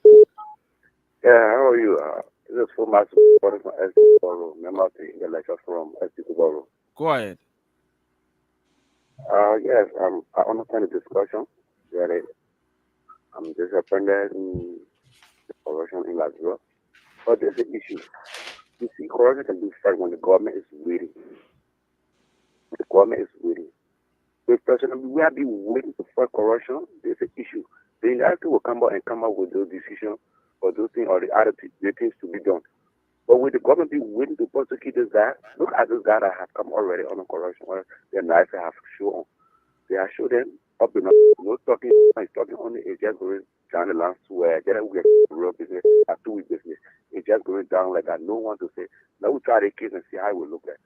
So we'll just be like, we'll be adding things up to make sure that Liberia will be still getting wet because nothing will be fight corruption. We'll be fighting Liberia. People will talk to they get tired. Okay. Thank you very much, my brother. Thank you, my brother. Let me take this person. Welcome. Yeah, good evening. Good evening. Welcome. Yeah, I'm Theo Kokwe, calling from Johnsonville, Bill. Go ahead. Yeah, it's so disheartening, my brother, and the rest of the people up there, to the Liberians when it comes to the way they treat the commoners in this country. You know, let me tell you something. If I can't understand the Hindus and the Monos of what is happening in this country. I listened to him lengthily. He spoke on issues that affecting the common people in this area. How would access bank run behind commoners when they have credited low amount and then leave the rest of the people who going for a huge amount? These are things some of us want to form part of this point FM to discuss issues relating to the kind of problems that are always in the terrain of the common people. Okay. And once again, that's not my point only. Please allow me to say a bit little. Just wrap up. Well, let's wrap up. Yeah, again, let's look at the aspect of our country when it comes to just people taking money eating or either working for huge amount that people in the low area not even getting some portion of what they are accumulating. And nothing to do with these things. They just take it and erase themselves, educate their children. They come out and rule the common people. We are living at the detriment of these people. We will not be in this kind of situation. Thank you very much. Welcome. Are you there? Yes, I'm here. Thank you ever so much. I'm sorry I'm under the weather. My name is Noah Sawu Gibson. I want to say hats off to Dr. Richardson, Eugene Falcon, everybody. Look, the issue with corruption is not just with this government. I'm speaking tonight, this morning, as a Liberian. I'm taking I'm taking my partisan comment off. Let's be real. Corruption is not just with this government. It did not start with this government. And it existed in government before this government. Even the very government some of us supported and defended that government or corruption, all kinds of names here. So the issue here with corruption is government that will come after this government and after the government, even that will replace this government, must be willing to fight corruption with not pretense. They must be sincere in fighting corruption. For example, we were here, as I conclude, let me just conclude quickly. Yeah, quickly. We were here. The government succeeded. The executive mansion renovation, that money, you know how many times they budgeted money for that executive mansion renovation? What did the government do when it came? They ever audited to find out what became of the money that was being appropriated? And this government is there again and continuing the same path. But I can tell you, are there the government that we are fighting to bring now? They try it. They are on the consequence of being worse than this government. All right, Let thank me you. say this. Thank you. Thank you very much. Hello, welcome. Hello. Hello, you are live. Go ahead. Yeah, Falcon, we're talking about rich Your name people. and where you call us from. Hello. Please introduce yourself. Your name and where you call us from. I call from Police Academy. I'm Initial Saki. Go ahead. Falcon, we're talking about some rich people owing. Hello. Wow, you are still on the line, but we're not getting you. I don't know why. Let's take this person. Welcome. Hello. Hello, you are live. Go ahead. Thank you very much. This is Joel Matare calling from Bonafa. Go ahead, Joel. The corruption you're talking about. I know that the particular government will not fight the corruption because the reason is before they get in power, they say no money in the cover. And Madam Eric Johnson said that money was there. They ordered a woman, and through that, they start doing their own. When you go to they say, oh, Madam Eric Johnson said he was eating the money. Do they want you? You're not doing anything. That only the thing you will say, people stealing money, then you just forget, but hey, you not call them. It's suffering us. Okay, thank you. Welcome. Should I take more calls? That reaches? Think Yeah, let's do a few more calls. like to maybe 5 more. Okay. Hello. Welcome. Go ahead. Yeah. Can you create Nancy? Hello? Go ahead. You are live. I'm a create Nancy. Come on, some there. Go ahead. It put on corruption. It put us to the corruption. Not begin up there, move forward, and now never.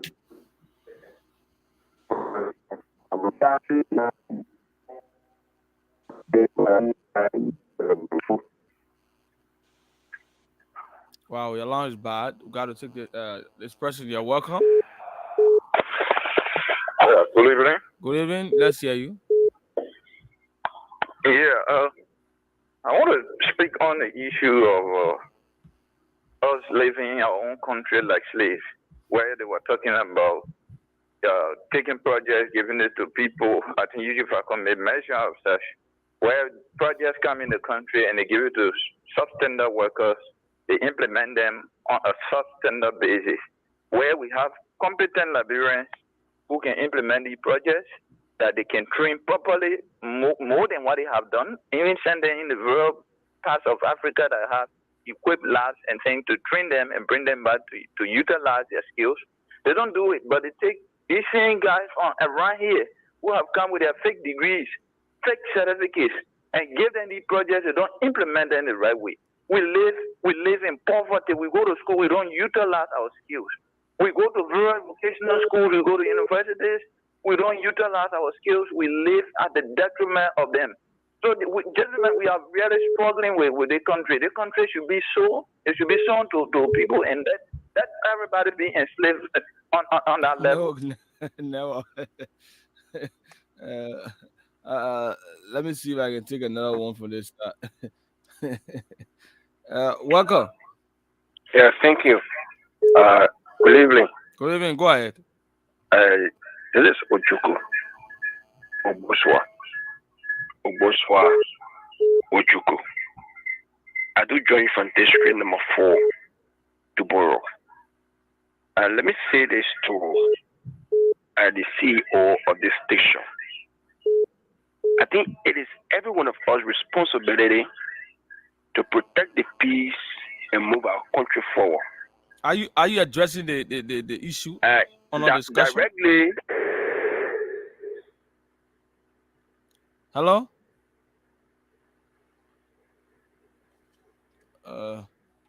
Hello? Ojuku, your line went off. Hope you can call back. Yes. I just want to be sure what you are talking about. Welcome. Yeah, good evening. Good evening, welcome. Yeah, my name is F. Amos Sule. I call you from Mantifetu Resident Christian Community. Now, thank you very much. Like the minister said, Eugene Fagon, the issue about corruption is just a political will. Look, the example of Mirabro, I have wondered in this country that there's only Mirabro that is capable of doing the right thing, and when she do the right thing, at the end of the day, go to the health ministry now for birth certificate. You will not get it. If you not pay the $20 US, go for passport, go to the passport division. $40 passport, if you not pay $60 US, you will not get it. Go to GSA. Look at the GSA card, how they have been treated. So the issue there is that today should move from LEC. At the end of the day, we'll still be having issue with power just because there is no system put in place to checkmate those people that are doing the wrong things. What we do is that when somebody comes to power, we hear them. At the end of the day, just like the Janet started doing inspection here, the rest of it you can hear her name. So what's wrong with Liberia when it comes to this issue of political will? Is it a disease? Look, it is killing us, and we, the young generation now, we are coming with the same mentality. At the end of the day, government comes, government goes. It will be the same thing. So, what we need to do now as a nation, when we change mind, teaching attitude, now people are not listening to our program and ERBC again no longer. Because at the end of the day, the very same thing continue to repeat itself. So, it's an appalling situation for our nation. We have to stand up for the rightful thing. Our leaders need to take charge. They need to put people, they need to checkmate people that do the wrongs. Okay. Thank you very much. Thank you very much. Thank you for having a say on the program. Let's take this person here. Welcome. Yeah, how you doing? Good evening. Let's hear you. I'm Prince across GSA Road. You see, this our president we have today. That don't have well good thinking about him that he's going to come and change some situation in Liberia. But I know within myself that he only come as a leader, he comes to come and rig this country. Corruption will never end in the regime. It will never. So I want to say that it's political. For me, I believe I would say because of lack of knowledge and people perish. So we are perishing through our leadership. Our leaders are not leaders for us. They only came to get it and go. Thank you very much for your God bless you ever so much. Thank you. Thank you all so much. Let's take this person here. Welcome. Yeah. Spawn FM. Got the right thing? When you hear the government said, yeah, our time. What's the name? What's the name? Ask him to answer the question, yeah? Yeah, our time. What does that mean? Using Pagom must answer this question. Yeah, our time. What does that mean? Take care. Man, you didn't call your name. Let me get the number 077771075 055101075 are the numbers to call and be live 077771075 055101075. Let's take this person. You're welcome. Thank you. This is Ojuku. I will not be lying. This is Oboswa Ojuku. Okay, go ahead. Go ahead, Ojuku. I follow your discussions, and they are discussing about corruption in our country. I think every one of us have a major role to play to fight this corruption. Look, even in our rural homes, there are corruption. So what are we doing to mitigate? What are the recommendations? So I think it is important that every one of us recommend at our homes, our rural places. And besides that, people who always discuss on the spoon show, majority of them are in the diaspora, but they don't know the actuality on the ground. So I think it is important that everything the people are struggling and the people are suffering, to start contributing, to see how best you can improve their lives. But you're not coming with company. You're not coming with industry. You're not contributing to the growth and development of our country. But people sit on a spoon and insult the citizens. So I don't know. Are you hello? Look. Hello? Yeah? Are you responding to the discussion? I'm responding to the discussion, and besides that, this is a state platform. This is a national platform. No, that's the radio. No, there's a national platform. Okay. Yesterday we follow on the lawmaker of District 10. When you were asking the CEO, if the CEO have money to irrigate him, he will get a better library. Okay. Thank you very much. Let me take this person. Welcome. Let's make a last one. Good evening, your brother. Good evening, our spoon family. Go ahead. From Ghana. My brother, the corruption in the country, the three branches of where are responsible. I hear people say our horse say this and that. Let's be very fair with you. Saying, maybe the spoon talk start. When you people hear about the whole debating on budget performance report, when you people hear that, you have given some money to, you have given money to some ministry to use. Before the new budget is out, even before you get another money, the people can report budget performance report. Whenever another budget comes, they force you to pass it because why? They want cut in it.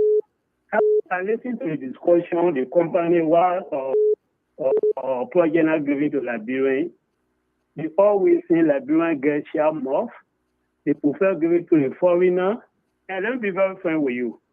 If the budget calls for $1,000 or $1 million, they want to encourage that foreigner to step up to $2 to $3 million. Because why? Every center of the three branches of government has to settle so nothing can recall. You go to you go to the House, you go to the executive, everyone is going to get caught. This is why whenever somebody or project in the country, it can be implemented, it died down. Okay. So, thank you. Thank you so much. Thank you all so much for having I have a call, Aaron, and I want to just state that this person is calling from the United States. I have no idea what they're saying or what they're going to ask about. Just a disclaimer. Go ahead, caller. Hello. Yes, go ahead.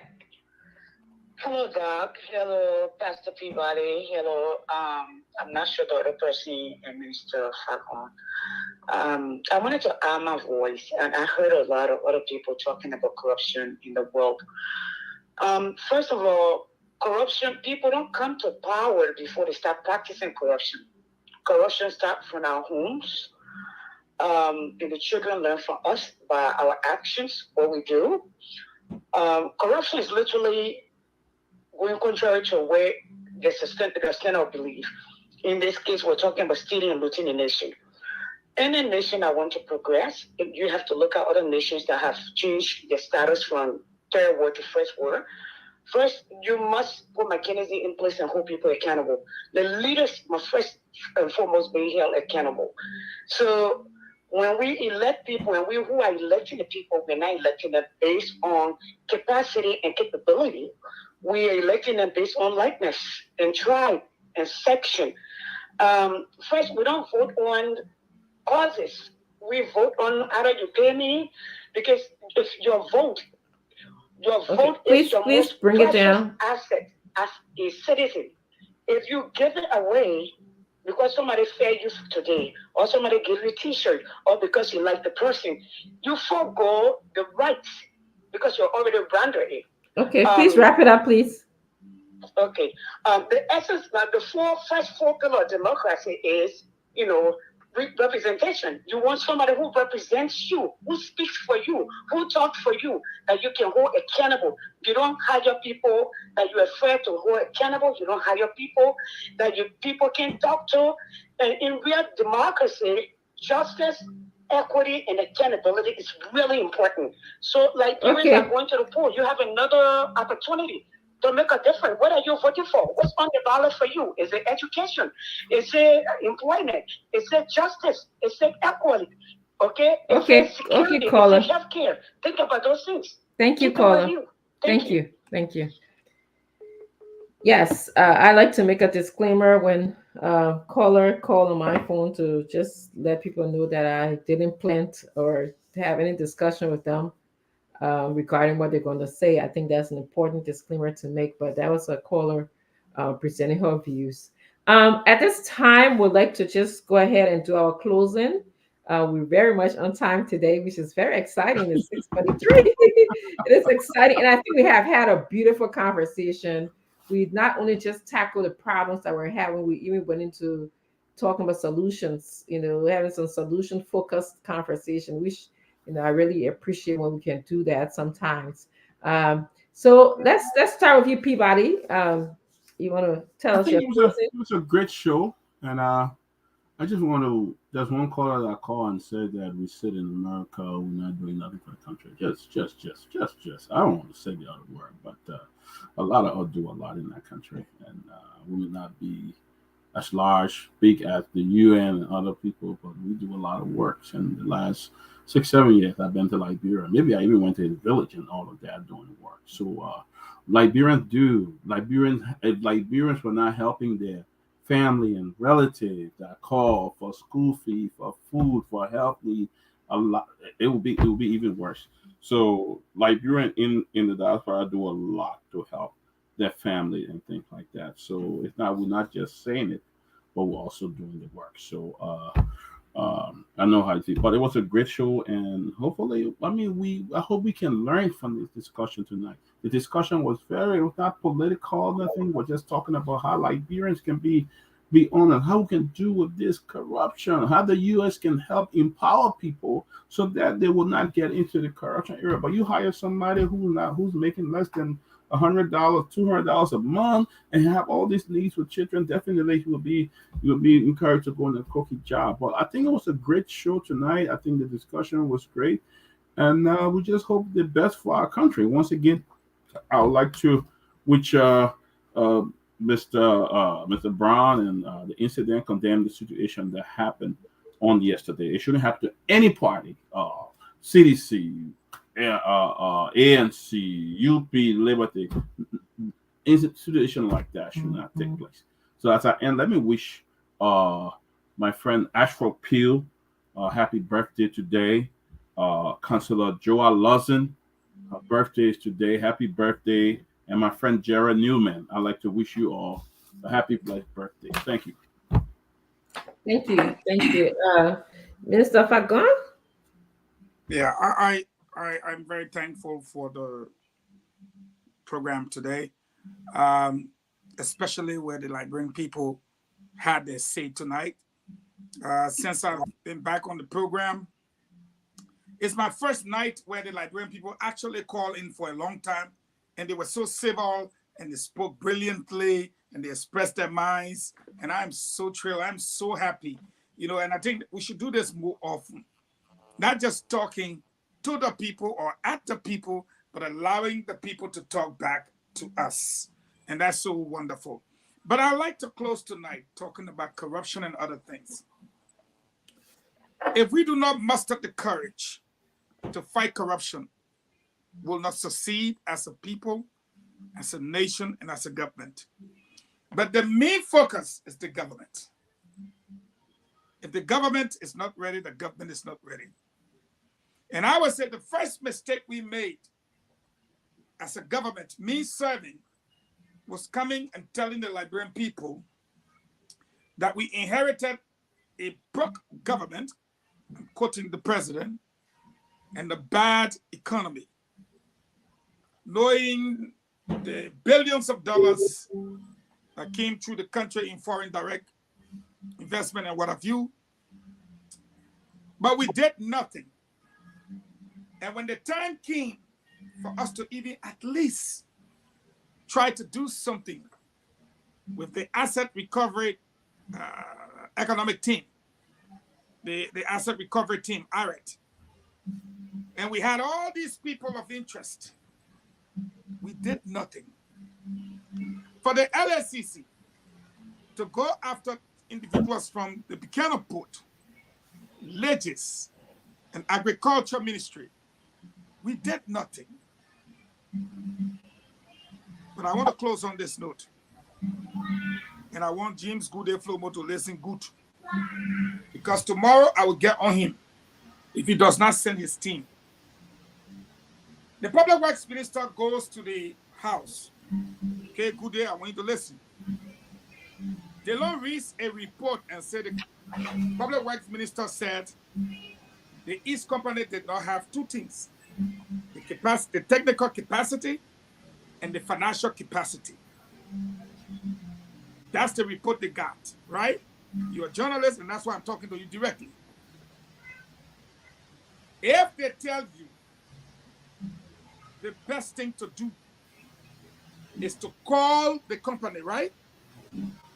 And say, y'all come. We the Liberian people, we rectify, we give you this agreement.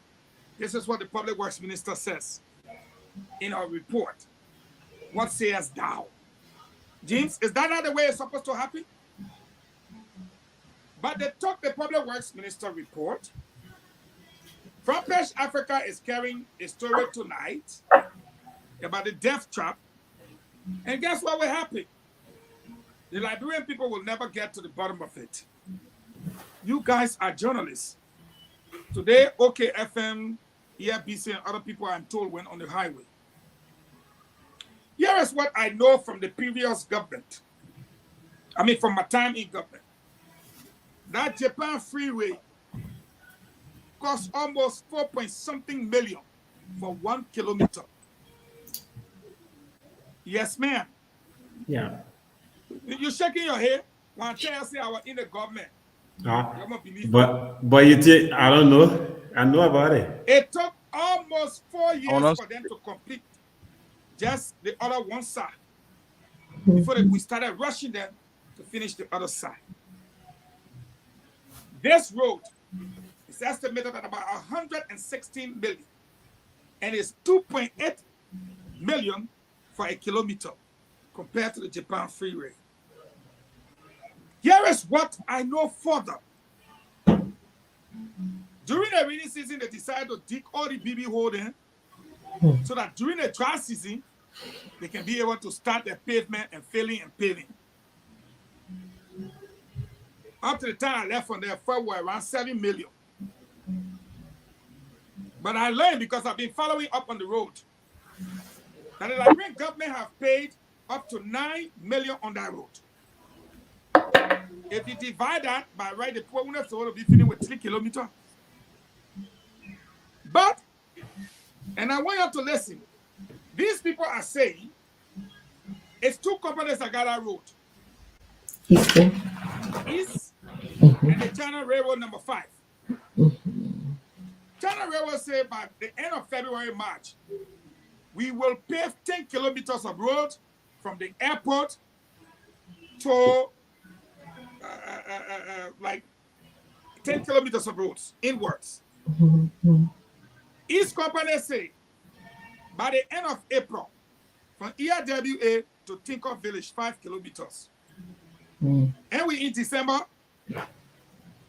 If you put 5 and 10 kilometers of roads together, it'll be 15 kilometers of roads. If you multiply that by 2.8 million, you are looking at 42 million. If you take out the government 9 million from there, government owe the people 33 million. We already fighting and struggling for money. Some people think they're smart. I'm not backing ISO because I want you all to hang there with rope if they falter.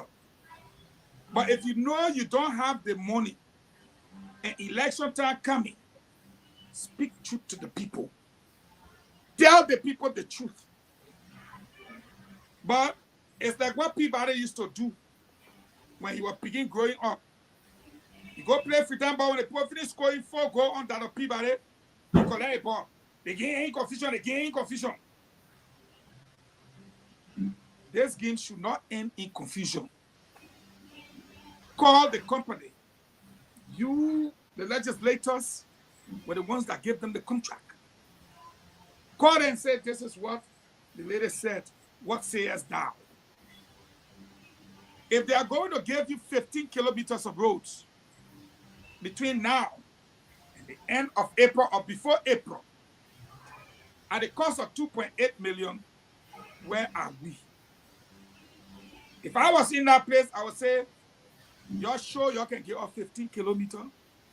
Why if you ain't give it to almost seize all your equipment and arrest you, chair you and so? But I'm a sound man. The journalists then went there, and I'm challenging James Goode Flomo. Send our people there tomorrow. Let them give us footages. Let them give us information. This thing where somebody will say, I mean, I want a job, man. Then we just buy it. I want a job. No, kuku jumuku. Kuku jumuku, you're not inside, you don't know. And we need to know this is a major highway. We need to get the truth, and we need to know the truth. Who's lying and who's telling the truth? But if at all, you look at Japan Highway, that was Red Dead Freeport, let's ask public, well, how much they pay to pave that road? Kilometer. They see it falling here. How much you're paying? What's the difference? Why are we lurking behind on 1.2 million? So I think journalists need to help in the fight against corruption, in the fight against lies and deception. Journalists need to be able to, oh God, I wish I were president. Quick, will open City Hall tomorrow, James Goode. I bring the public well people, I bring the East people. Then I sit down in the crowd with the Liberian citizens. Y'all talk, let we hear you. But Falcon, people that are racing coming, I'm going to ask you, whatever happened to the funds to build the Liberia Press Union headquarters? What happened to that stuff? But James Goode and Liberia, in the country, you don't know. They press people there. Yeah, James Goode over there. You would never hear them saying what happened to the PUL fund. But when they go to the convention, they see James Goode there. Or they get picked up. Yeah, the politics, Dr. Francine, you won't run away. The whole PUL thing is marked by corruption. Serious corruption. I will not allow you to come out with an allegation. You cannot prove an allegation. So, Mr. Falcon, please. That's not internal politics. Okay, we'll save that for our other show. Yeah, please let us save that topic for our show. Let Mr. Falcon close because we have 5 minutes left. Ended up in court for fingering, tampering, and soliciting all what inside. Press people were really be up. Now the court got to help them. Mr. Falcon, don't let it put distract you. You're still on course. For real? If I go tomorrow. I want James Goode to commit that tomorrow they will go on the road and find out some details for us. Because the Liberian people need to know. That what is your point? Crucial. Minister, what's your point? My point is, Public Works Minister said something that DeLong quoted her to have said. You can't pretend like you know. DeLong said the Public Works Minister reported to them that East does not have the capacity, the financial capacity, and the technical capacity. Okay, granted. And what DeLong said the Public Works Minister report to them was? That what she said is on TV. Thank you. She said it. So yeah. She said it on TV. Online TV. So this is a credible network with James Goode, Toki Kuban, top guys. What has been his response? And what have this network been able to show the Liberian people by way of the road and talking to East people? Okay, last night we contacted East. They were to come on tonight, but we don't know why they did not show up. We spoke to them and we even tried to bring them on last night, but they told us they were going to come on today. That is this edition. But I tried reaching out to them. They could not give me any reason why they did not come on tonight. I don't know why. Yeah, but tomorrow stay there. Yeah. It's left with them now. No, they will not leave with them because you can't we will go back to the sea. Minister, we will go back to them and ask them if they are willing to come on again. They will come. No, the but first we thing. force them to bring them. Mr. Falcon, please close for us. Yeah. Let me close. I'll close you on James. James, CNN will not run behind those people. CNN will go to the road. They will take videos. We won't bring them here. That a human being talking about is what going on the road. We know people working on the road. Interviewing people on the road. Can you ask one telling man how long will it be before we see quota? What are you doing at this particular point? How many help us? Sometimes it's difficult when their bosses, do not agree to speak with us. Then you will show all the video.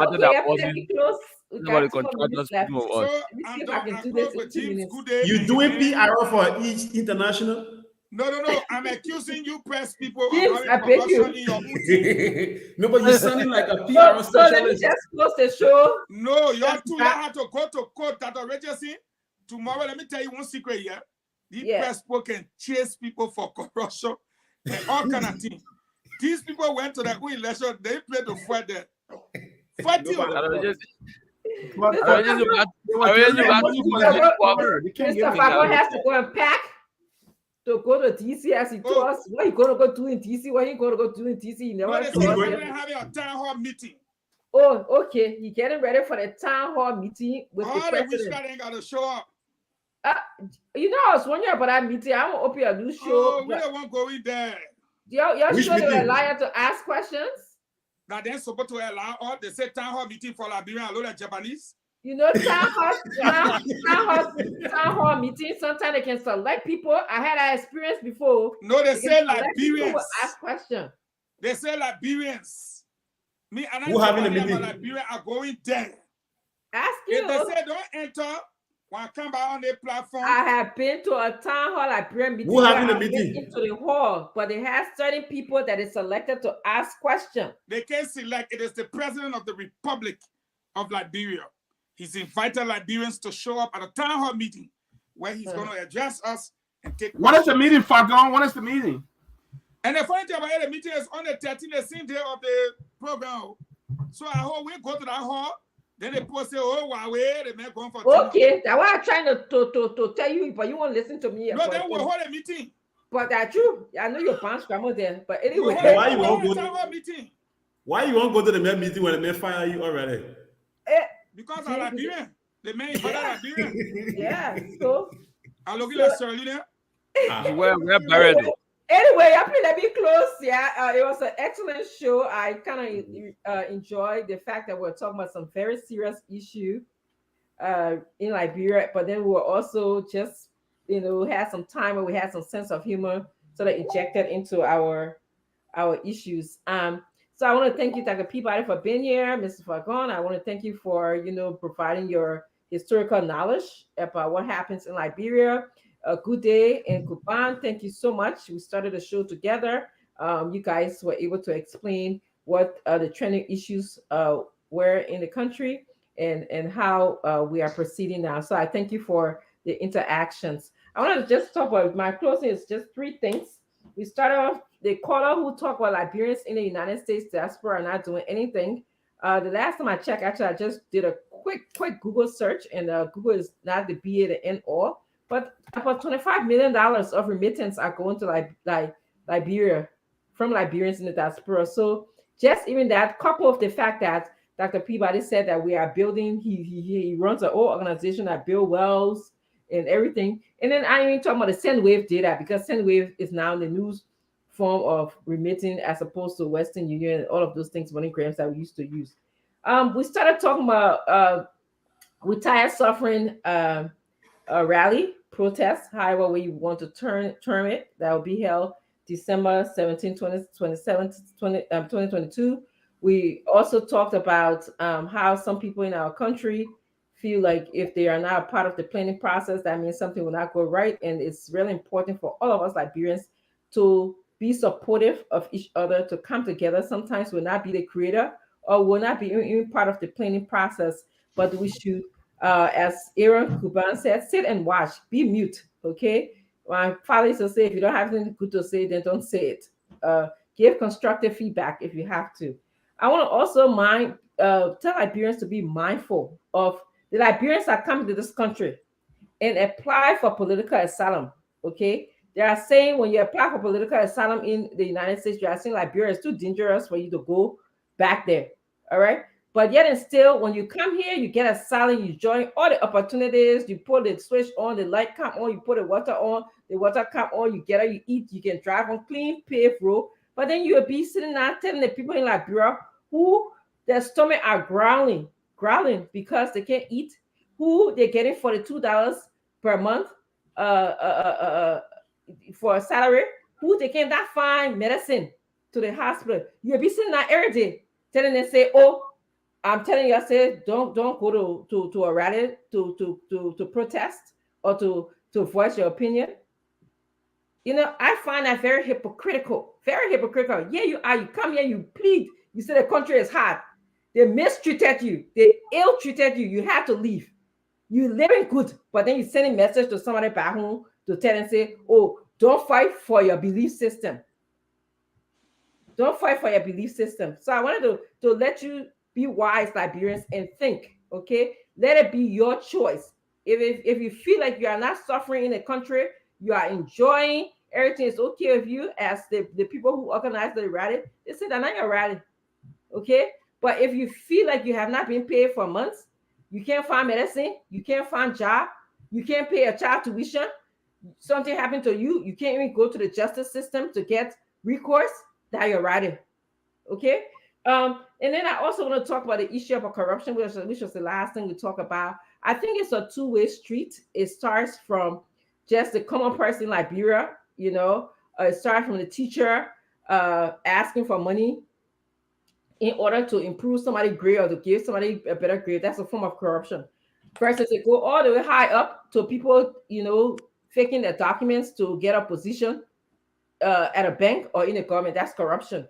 It also goes to the people allotting the money. I think, Kuban, you also said how the American government said they will allot a lot of money to say they're sending it to integrative organizations, integrated institutions. But then we'll go and check the money that was allotted is not equivalent to the money that the people receive.